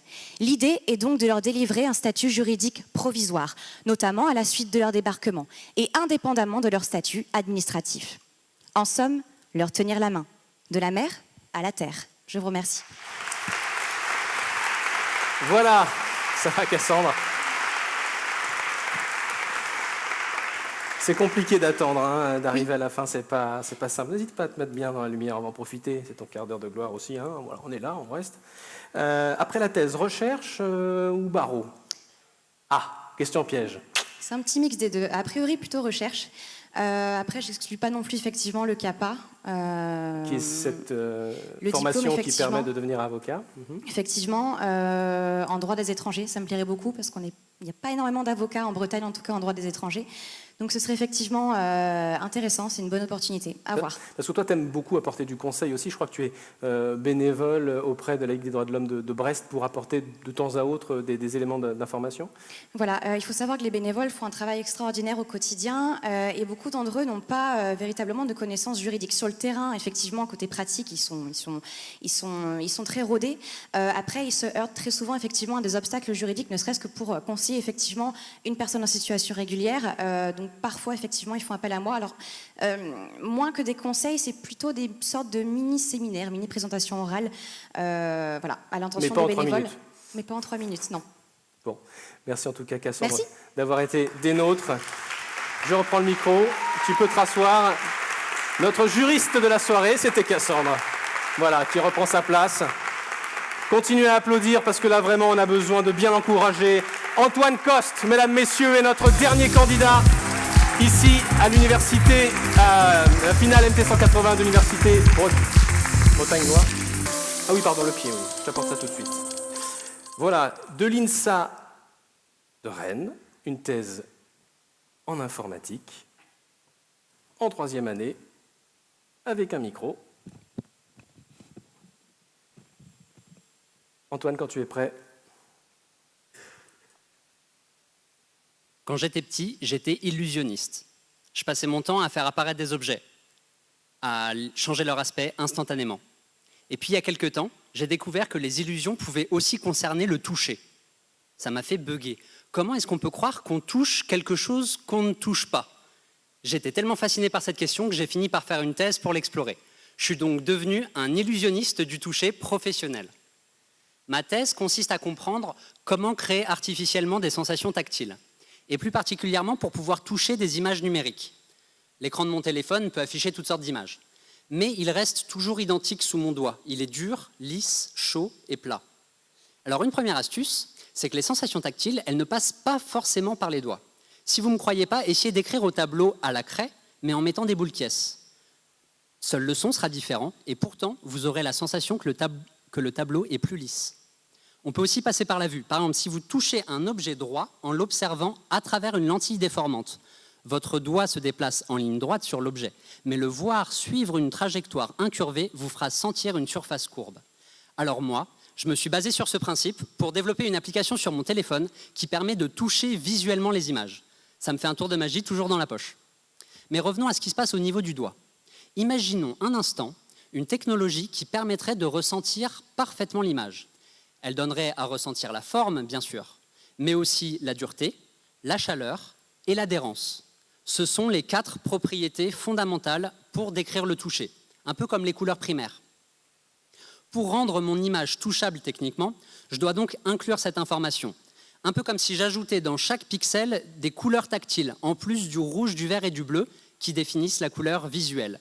Les pixels du caillou seraient ainsi plus durs que les pixels de l'araignée, qui seraient plus moelleux. Alors comme tous les thésards, je suis un peu bizarre. Moi, quand j'arrive au bureau le matin, je peux rester 10 minutes à appuyer sur les objets autour de moi. Je suis complètement absorbé par une question fondamentale. D'où provient exactement la sensation de dur ou de mou? Est-ce le contact au niveau de mon doigt qui se comprime, ou bien le mouvement d'enfoncement que je sens plutôt dans mon bras, ou encore les vibrations à l'impact? En fait, c'est un peu les trois, et malgré des décennies de recherche, on ne sait pas très bien dans quelle proportion. Alors moi, je me demande quoi mettre dans mon image. Peut-être qu'un seul des 3 pourrait suffire.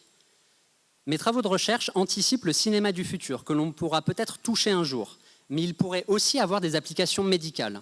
Par exemple, des prothèses de main qui fourniraient des sensations tactiles changeraient complètement la donne en termes de confort et d'autonomie. Mais ce n'est pas pour demain, car cela demande de comprendre finement les mécanismes du toucher, et avec ma thèse, j'espère y contribuer. En tout cas, on peut dire que l'équipe qui parviendra à réaliser ces prothèses sera composée de vrais magiciens. Merci. Antoine Coste était le dernier candidat à vous présenter sa thèse en 3 minutes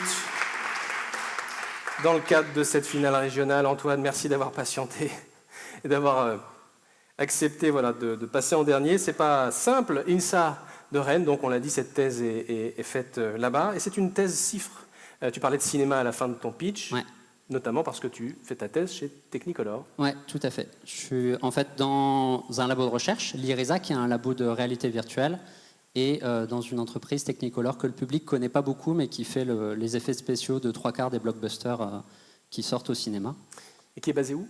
À Cesson-Sévigné, au Champ-Blanc. Ouais. Après la thèse, qu'est-ce que tu aimerais faire? Probablement ingénieur de recherche, parce que la technique, c'est mon truc. Parce que la technique, j'aime résoudre les problèmes des gens. Merci beaucoup Antoine d'avoir été le 14e jeune chercheur à présenter ses travaux en 3 minutes. Voilà. C'est fait. Les 14 jeunes chercheuses et jeunes chercheurs que nous devions écouter sont passés sur scène. Il est 21h10. Mesdames, Messieurs, j'invite maintenant les membres du jury, Madame la Présidente, chers membres du jury, à bien vouloir, accompagnés par Julien Le Bonheur, qui nous fait le plaisir de vous accompagner, donc, et Valérie également, voilà, de vouloir quitter la salle pour commencer les délibérations. Cher public, vous avez du boulot. Il va falloir que vous votiez pour l'un des candidates qui sont passés sur scène. Vous pouvez donc quitter la salle muni de votre petit badge pour aller déposer dans l'urne qui a votre préférence le dit badge, voilà, pour voter. On se retrouve dans 15 minutes ici même, si vous en êtes d'accord, avec tout le monde, avec toutes les candidates et les candidats qui se sont livrés à l'exercice. À tout à l'heure.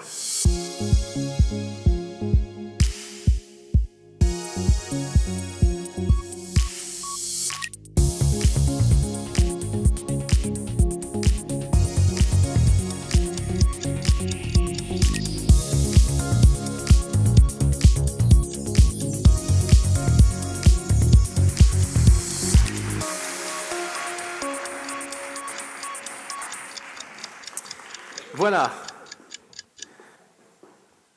Allez, je donne tout de suite un micro à Mouna. Tiens, installez-vous, non, rejoignez-nous sur scène. On va prendre quelques instants avant que le jury ne revienne avec les résultats. Mouna, ça s'est passé comment? Très bien. Quel retour? Une belle expérience, une belle aventure. Ouais. Même si on ne gagne pas, on a gagné au moins le sentiment, plutôt l'avantage d'être sur scène, ouais. L'avantage de prendre la parole dans un contexte pareil de vulgarisation. Moi, j'ai pris l'habitude d'assister à pas mal de conférences, pas mal de congrès, ouais. Mais c'est autre chose. Là, aujourd'hui...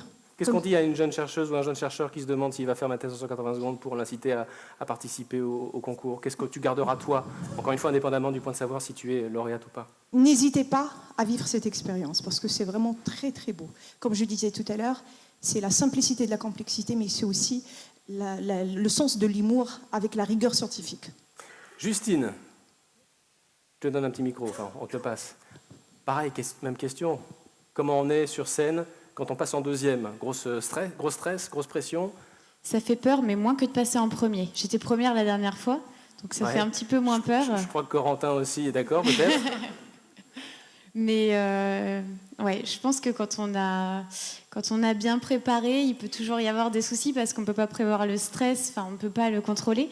Mais on est tellement dans notre truc et ça nous fait tellement plaisir, je pense, de partager ça avec tout le monde qu'on est dans notre bulle et qu'on vous voit tous et vous avez l'air... Et vous êtes impressionnant. Hein. Ouais. Antoine Coste, pardon. Passer en dernier, c'est juste l'enfer ou c'est quoi ta technique pour ne pas te laisser envahir par le stress? Parce que je suis preneur. C'est pas facile. J'étais sur un équilibre entre rester détendu et avoir de l'énergie et ouvrir le robinet au bon moment pour... si je l'ouvre trop tôt, ensuite la vague passe et j'arrive et je suis pas prêt. Et c'était pas évident à tenir, mais ça va, je suis content de moi.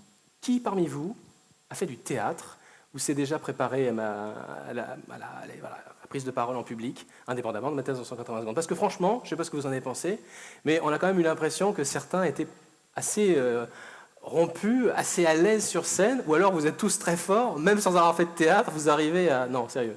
Qui a fait du théâtre? De Antoine et Cassandre. Et toi aussi? Et Lucie? Ah, Valentin. Bon, ça, je ne sais pas si c'est un oui ou un non. J'en ai fait, mais J'apportais le micro au comédien, je sais pas, Valentin, si vraiment, ouais. Ça, j'imagine, ça favorise un petit peu, on se sent plus à l'aise, Cassandre, quand on a fait du théâtre. C'était au lycée, c'était dans quel cadre? T'as un micro juste là.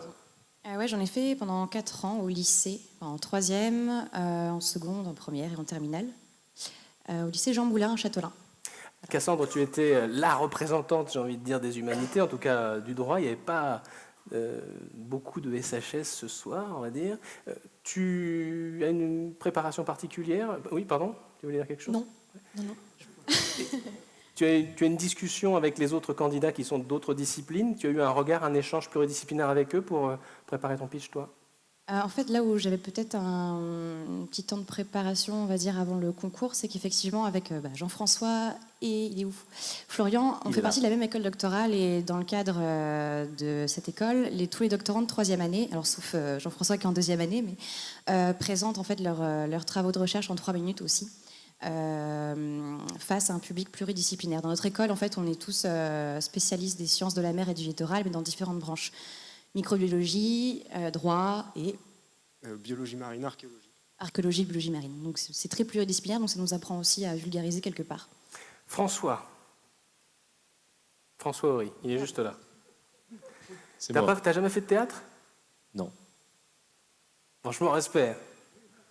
Parce que moi, j'ai été très très bluffé. Je pensais vraiment que tu avais fait plein de... Non, mais sérieusement, je pensais que là, c'est bon, ils ont voté, le jury n'est pas là, on peut se dire ce qu'on veut. Et je crois qu'en plus, la captation s'est arrêtée. Donc on est vraiment tranquille. Non, tu n'as jamais fait de théâtre, de jeu de scène comme ça? Ouais. Est-ce que c'est un exercice qui te donne... Bon, on a parlé tout à l'heure du fait que tu avais fait ma thèse en 10 minutes, etc. Est-ce que c'est... Pardon? Est-ce que c'est un exercice qui te donne envie de continuer la communication scientifique, ma thèse en 180 secondes, ou c'était juste une parenthèse? Ouais, carrément. Il veut foutre mon animation. Ce mec est incroyable. Carrément pour la première question, du coup. Ça me donne envie de continuer, la communication. Sous des formats différents? Ouais, je me suis inscrit à Sciences en cours. Ah oui, donc ça c'est un festival de courts-métrages organisé par les associations de jeunes chercheurs de Rennes, je crois, mais pas simplement. C'est quelque chose... Je sais plus, on fait des vidéos, quoi. Ouais. C'est ma thèse en 180 secondes, mais avec des vidéos. J'ai un fan club, ça y est. Ouais. Donc là, tu es en train d'écrire le script? Ou comment ça se passe? Là, je procrastine pour l'instant. Là, il procrastine. Et après, on verra. Bonne préparation. Et donc, ton concours, tu le prépares comment? Je ne fais rien, en fait. Bon, en tout cas, gros talent ici aussi. Camille. Ah elle est là. Tiens, je donne le micro. Hop.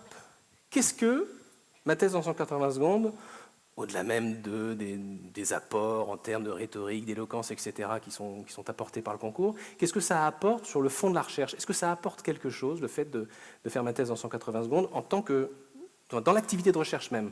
Ou pas du tout? Si, je pense que ça aide à savoir ce qu'on fait, en fait, tout simplement.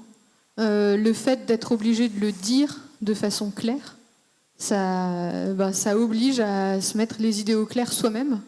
De prendre du recul, de la hauteur par rapport à sa thèse. Prendre du recul et en même temps, se dire qu'est-ce qui est important dans ce que je fais, vers quoi je veux aller vraiment et qu'est-ce que je retiens de ce que j'ai déjà fait. Je pense que ça aide à trouver de l'intérêt de ce qu'on a fait. Redonner du sens à son travail de recherche peut-être parfois. Oui, à trouver le sens principal. D'accord. Donc pas ordonner, trouver le sens principal. C'est pas, je l'ai dit, la première fois que je fais une animation de ma thèse en 180 secondes. J'ai déjà eu la chance de notamment faire celle de l'Université Bretagne-Loire l'année dernière. Souvent, quand je m'entretiens avec les jeunes chercheuses et jeunes chercheurs au téléphone, ils me disent que parfois MT 180 intervient à un moment où on est un peu down dans sa thèse. C'est un peu compliqué, on ne sait plus où aller. Voilà. Est-ce que parmi vous, il y a eu cet effet-là, reboost de ma thèse en 180 secondes? Florian, Mouna, Justine? Un petit mot? Corentin, tiens, tu n'as pas eu la parole. Oui, carrément. Vous êtes donné le mot avec François, c'est ça? Je vous rappelle qu'on passe en direct sur TF1. C'est vrai. Comment dire Non, mais ça veut dire quoi? Ça veut dire qu'à un moment donné, tu t'es dit, ma thèse, à quoi bon? Et puis, le concours est passé. Non, c'est quand même que ça change de l'ordinateur qu'on voit tous les jours. Déjà, rien que ça, c'est pas mal.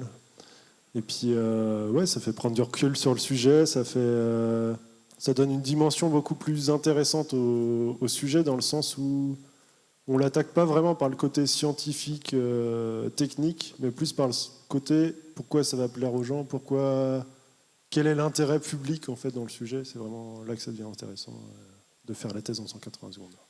Justine, tu faisais signe quand je parlais justement du fait que le MT180 pouvait remobiliser un petit peu une énergie descendante sur des phases de doctorat. Tu confirmes? Oui, moi, il y a un en côté fait, un peu thérapie de groupe, hein, excusez-nous, mais après on va prendre vos questions.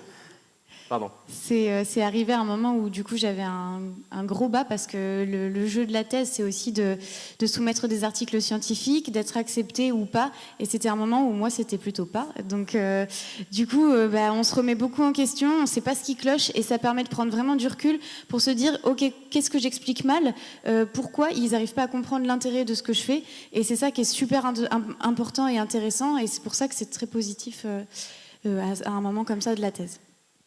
Olfat, je te vois hocher de la tête. Tout à fait, je partage l'avis avec ma collègue. Moi, pareil, par exemple, dans cette situation, là où j'en suis, après ma soutenance de thèse, je suis un peu partout, c'est-à-dire la recherche d'un post-doctorat aux États-Unis, les dépôts des financements. Donc tout ça fait qu'à un moment donné, on ne sait pas qu'est-ce qu'on fait. Donc, il y a tellement de pistes, c'est ce que tu veux dire, que ça permet de recentrer sur les... Voilà, recentrer et ça remonte un peu l'espoir et l'esprit. Donc ça nous permet de recharger un peu pour avancer plus tard. Et après, personnellement, moi j'aimerais bien par exemple raconter une histoire pour laquelle ma thèse en 180 secondes est tellement importante. Moi, depuis que je suis devenue docteur, même avant, les gens qui sont tout autour, ma famille, les gens qui me connaissent, que je travaille dans la recherche, surtout cardiovasculaire, la première question, on a un tel et tel problème, qu'est-ce que tu as à nous donner comme médicament? Comment expliquer que je ne suis pas cardiologue? T'es docteur? Voilà. Il est où ton médicament? Voilà, tout à fait. Malheureusement, c'est pas si simple. Ma thèse en 180 secondes, je pense que ça répond à la question. Ouais. On est chercheur, mais on n'est pas cardiologue. Lucie, voilà. Je voudrais juste qu'on évoque un tout petit peu, avant qu'on prenne les questions du public, s'il y en a, le côté formation, réorientation professionnelle que prend parfois la thèse. Oui, c'est quelque chose vraiment que je ne m'attendais pas quand j'ai démarré mon master. On rappelle que tu es enseignante en lycée Voilà. en histoire au départ et que tu as fait pause un peu sur ton parcours pour faire un master de... Voilà, c'était un master pour répondre plus à un problème professionnel. Et puis la découverte de la recherche que j'avais jamais pratiquée, puisque je m'étais arrêtée en licence d'histoire. Et découvrir l'intérêt d'avoir des hypothèses, des théories, de lire ce qui a déjà été écrit et de se dire moi j'ai peut-être ma petite pierre à apporter à cet édifice. Et puis les cobayes dont j'ai parlé, j'adore les explorer, les décortiquer dans tous les sens. J'ai cru que tu allais dire autre chose. Non, ça s'arrête à la recherche. J'adore les explorer. Qui a des questions pour nos candidats? Et je veux qu'ils soient tous lauréats, donc voilà. Alors on va vous donner un petit micro en une phrase. Dites si vous êtes doctorant, docteur ou enseignant-chercheur ou pas du tout, si vous en êtes d'accord. Et puis, on vous écoute. Bonsoir, bravo à toutes et à tous, c'était vraiment une super soirée très intéressante. Alors j'ai été docteur, je suis du coup docteur, j'ai été doctorant, et ma question c'est pour Corentin. Sur ton travail sur l'analyse de musique, je voulais savoir sous quelle forme se représentent les phases de répétition et les phases de surprise dans tes travaux. Est-ce qu'il y a une image à l'écran où on voit l'onde du fichier audio, puis on peut repérer les choses dedans? Voilà, je me demande un peu sous quelle forme ça pouvait avoir. Alors en fait, je travaille sur l'aspect vraiment symbolique de la musique. Et pour faire très simple, je vais caractériser la surprise de la même manière que je caractérise les répétitions, mais dans le sens où je m'intéresse vraiment à savoir où est la position de la surprise vis-à-vis des répétitions et la différence qu'il y a entre l'attente. Vraiment, en fait, les répétitions me servent à créer l'attente et l'attente est ensuite reliée à la surprise par la différence qu'il y a entre les deux. Merci c'est à peu Corentin. près ça. Merci Corentin, et merci pour la question. C'est déjà le temps de finir cet échange. On vous applaudit une nouvelle fois. Vous allez pouvoir reprendre vos places. Chères doctorantes, chers doctorants, chers docteurs, n'hésitez pas à aller vous rasseoir. J'interromps cet échange tout simplement parce que les membres du jury merci beaucoup Corentin, sont revenus avec dans leurs mains la réponse au point de savoir qui sera représentant de l'Université Bretagne-Loire lors des demi-finales qui se tiendront les 5, 6 et 7 avril 2018 à Paris. Donc on va tout simplement leur demander de monter sur scène aux 4 membres du jury, Isabelle Cantat, Cécile Martin, Madame la Présidente, Nicolas Guillas et Éric Chauvin. Si vous voulez bien... Qu'est-ce que j'ai dit? Didier Chauvin, pardon. Appelez-moi Robert. Non, Didier Chauvin, pardon, toutes mes excuses. Madame la Présidente, je vous donne ce micro. On peut applaudir le jury qui, en plus, a pris des décisions difficiles en un minimum de temps. N'hésitez pas à avancer sur cette ligne comme on fait les pitchers. Alors, on salue la foule après, Monsieur Chauvin. Pour l'instant, j'aimerais un petit retour de la part de la Présidente sur les délibérations. Comment ça s'est passé? Ça a été très très dur, effectivement. On a eu des discussions, on a échangé sur plusieurs candidats et il a fallu choisir, donc vous aurez l'information tout à l'heure. On a tous été bluffés quand même par la qualité des prestations, par le dynamisme aussi de chacun présent. Ouais. Voilà, vous êtes tous d'accord avec moi? Ok, donc voilà, j'ai mis tout le monde d'accord. Ouf. Eh bien, Madame Martin, si vous en êtes d'accord, on va demander donc aux partenaires de cette édition de nous rejoindre pour tout simplement être avec nous au moment de la remise des prix. Je demande d'abord à Pascal Kédillac, directeur MGEN d'Ille-et-Vilaine, de bien vouloir, s'il vous plaît, nous rejoindre. Partenaire historique, je l'ai dit, bien sûr, la MGEN. On est très heureux de vous avoir avec nous et il fallait que vous soyez là, vraiment. N'hésitez pas, voilà. Restez là, bien au centre. Et voilà, peut-être un petit mot sur la raison de votre présence ici, on la connaît, mais vous êtes quand même fidèle, j'ai envie de dire, en tant que partenaire. La MGEN est partenaire de ma thèse en 180 secondes depuis l'origine. Ouais. Donc, nous sommes ici parce que la MGEN, c'est la mutuelle de l'éducation nationale. Nous sommes les partenaires privilégiés des professionnels de l'éducation, de la culture, de la jeunesse et des sports, et puis bien sûr de l'enseignement supérieur et de la recherche. Nous accompagnons nos adhérents tout au long de leur vie, et puis tous ceux qui s'engagent individuellement, collectivement, dans des actions solidaires, des valeurs de solidarité, de valeurs humanistes. C'est aussi le sens de notre présence, puisque voilà, on est engagé, on participe à des programmes de recherche. La MGEN aujourd'hui est de plus en plus connue. Vous connaissez en ce moment notre porte-drapeau, Martin Fourcade. Et donc, voilà, tant qu'on peut accompagner des talents, des personnes qui sortent de leur zone de confort, comme j'ai pu entendre tout à l'heure. Oui, c'est une expression. C'est une expression qui rend bien compte. Tout à fait. Et puis ce soir, on a pu voir des jeunes doctorants qui ont relevé le défi et qui nous ont présenté de magnifiques thèses. Histoire de science même, parlons de ça. Tout à fait. Et j'ai pu noter que les questions de santé, ça intéresse tout le monde, mais aussi ces jeunes doctorants, puisque sur les 14 pitchs de ce soir, moi j'en ai comptabilisé plus de la moitié, donc qui parlaient de la santé. Donc voilà, alors, le cœur, ça m'a parlé, les pommes, la transition énergétique. Il y avait plein de sujets, effectivement, qui traitaient de près ou de loin de ces sujets. Merci en tout cas d'être avec nous. Je vais vous reprendre le micro. Et puis, voilà, vous êtes venus sous votre bras avec plein de cadeaux. Merci encore une fois de cette participation. Isabelle Bargoin est avec nous également. C'est la chargée de relations enseignement supérieur et recherche de la CASDEN. Là également, un partenaire historique, fidèle. Oui, merci d'être avec nous. Merci. Merci. Oui, la CASDEN est partenaire historique, effectivement, de MT 180. La CASDEN est donc la banque coopérative de toute la fonction publique. Elle l'est devenue, puisqu'à l'origine, la CASDEN était la banque coopérative, mais de l'éducation nationale, de par son histoire. Et donc, elle réserve aux doctorants une offre tout à fait spécifique qui leur permet en partie de financer leurs études et surtout de démarrer dans leur vie professionnelle. Voilà. Alors, j'en profite, si vous permettez, de lancer un appel justement aux doctorants, puisque nous avons pour projet, avec un organisme partenaire de Rennes, de créer un atelier sur le modèle de MT 180.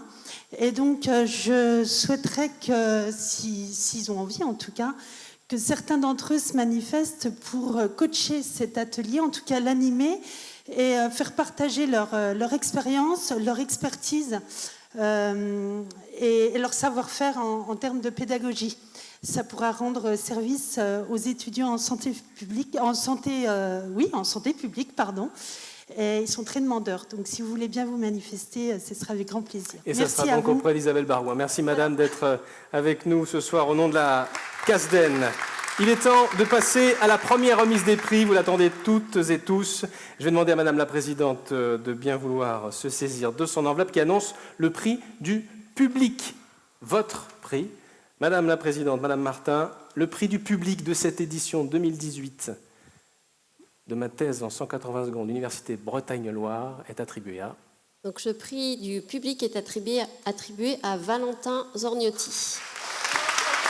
Valentin Zorniotti, prix du public de cette édition, qui va recevoir des mains de madame la présidente un trophée qui est juste là, que je vais vous donner. Pardon, oh là là. Le trophée, le voici. N'hésitez pas à en profiter pour prendre des photos, madame la présidente. Voilà. Voici pour le trophée, et des mains de madame Bargouin et de monsieur Kédillac, les prix de la CASDEN. Ça fait beaucoup de choses. Eh oui, mais c'est ça, MT 180. On a plein de cadeaux. Voilà, on va vous le mettre dans le bon sens. Hop, voilà. Et je vais tenir le micro. Alors, peut-être d'abord un petit commentaire, madame Martin. Mais non, parce que c'est le prix du public. Donc, pas de commentaire. Pas de commentaire. Par contre, un commentaire du doctorant qui vient d'avoir le prix, oui. Valentin, une petite réaction? Ouais. Je suis surpris, je suis content. Ouais, carrément. Ben non, mais enfin, le truc, c'est que ce que les gens n'ont pas vu, c'est qu'on a passé toute une journée à vraiment, alors surtout pour moi en plus, je suis mort, enfin, on s'est décomposé toute la journée, il y a eu un stress terrible, et pourtant il y avait une super ambiance, le niveau était super, et on a passé une super journée, et merci à vous les gars, enfin, c'était trop cool, quoi. C'était trop cool. Voilà, ça vient du cœur, et c'est donc le prix du public qui vous le dit, Valentin Zorniotti de l'Université du Mans, un doctorant en acoustique. On passe maintenant, madame Martin, si vous le voulez bien, au choix du jury. On y vient. Prix du jury de cette édition MT 180 Université Bretagne-Loire. Donc le prix du jury est attribué à Camille Vautier. Camille Vautier.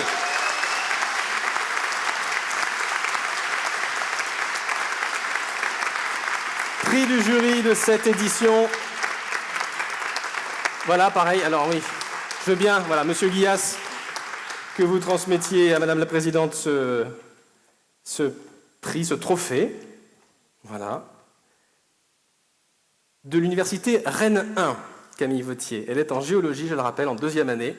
Sa thèse porte sur la prédiction de la pollution de l'eau au nitrate à partir de mesures en ruisseaux. Voilà, un petit mot sur le choix de cette candidate.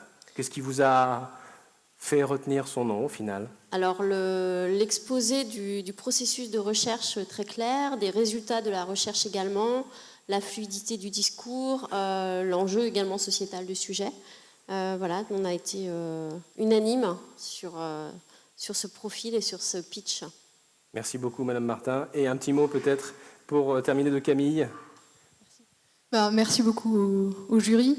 Merci à vous. Et puis, bon, merci évidemment à mon directeur de thèse, et, qui est là. Qui est là ? Oui. Et les enfants sont couchés, donc il est là. Et merci beaucoup à Julien Le Bonheur pour la formation à ma thèse en 180 secondes. Merci.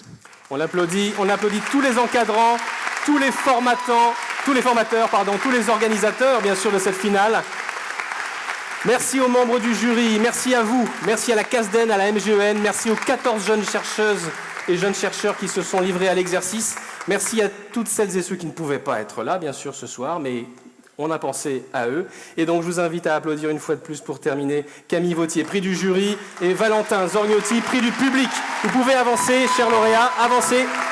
Allez, n'hésitez pas. C'est le moment des petites photos qui vont bien, qu'on garde longtemps ensuite sur son ordinateur. Ils représenteront représenteront l'Université Bretagne-Loire les 5, 6, 7 avril 2018, donc à Paris pour la demi-finale de cette édition 2018 de ma thèse en 180 secondes. Ainsi s'achève cette édition de ma thèse en 180 secondes. Ici, j'ai été très très heureux de vous accompagner tout au long de la soirée. Je voudrais remercier pour terminer l'équipe du CREA qui nous a accompagnés tout au long de la journée pour préparer cet événement. Merci donc à Christian, Leonardo, Henri, Sylvain, Philippe, Hichem, Gall, Marc, Francis et Marie, sans qui on n'aurait rien pu faire. Merci à Johanna Robic, à Valérie Deborde pour leur confiance. Merci à toute l'équipe, je ne peux pas citer tout le monde. Vous avez fait un super boulot. À une prochaine fois. Et j'invite pour terminer les jeunes chercheurs, les jeunes chercheuses à monter sur scène pour des photos finales. Voilà. N'hésitez pas à vous mettre bien devant. C'est le moment des photos, il faut vous faire plaisir. Merci beaucoup, Madame Martin. Je vous reprends le micro, je vous serre la main.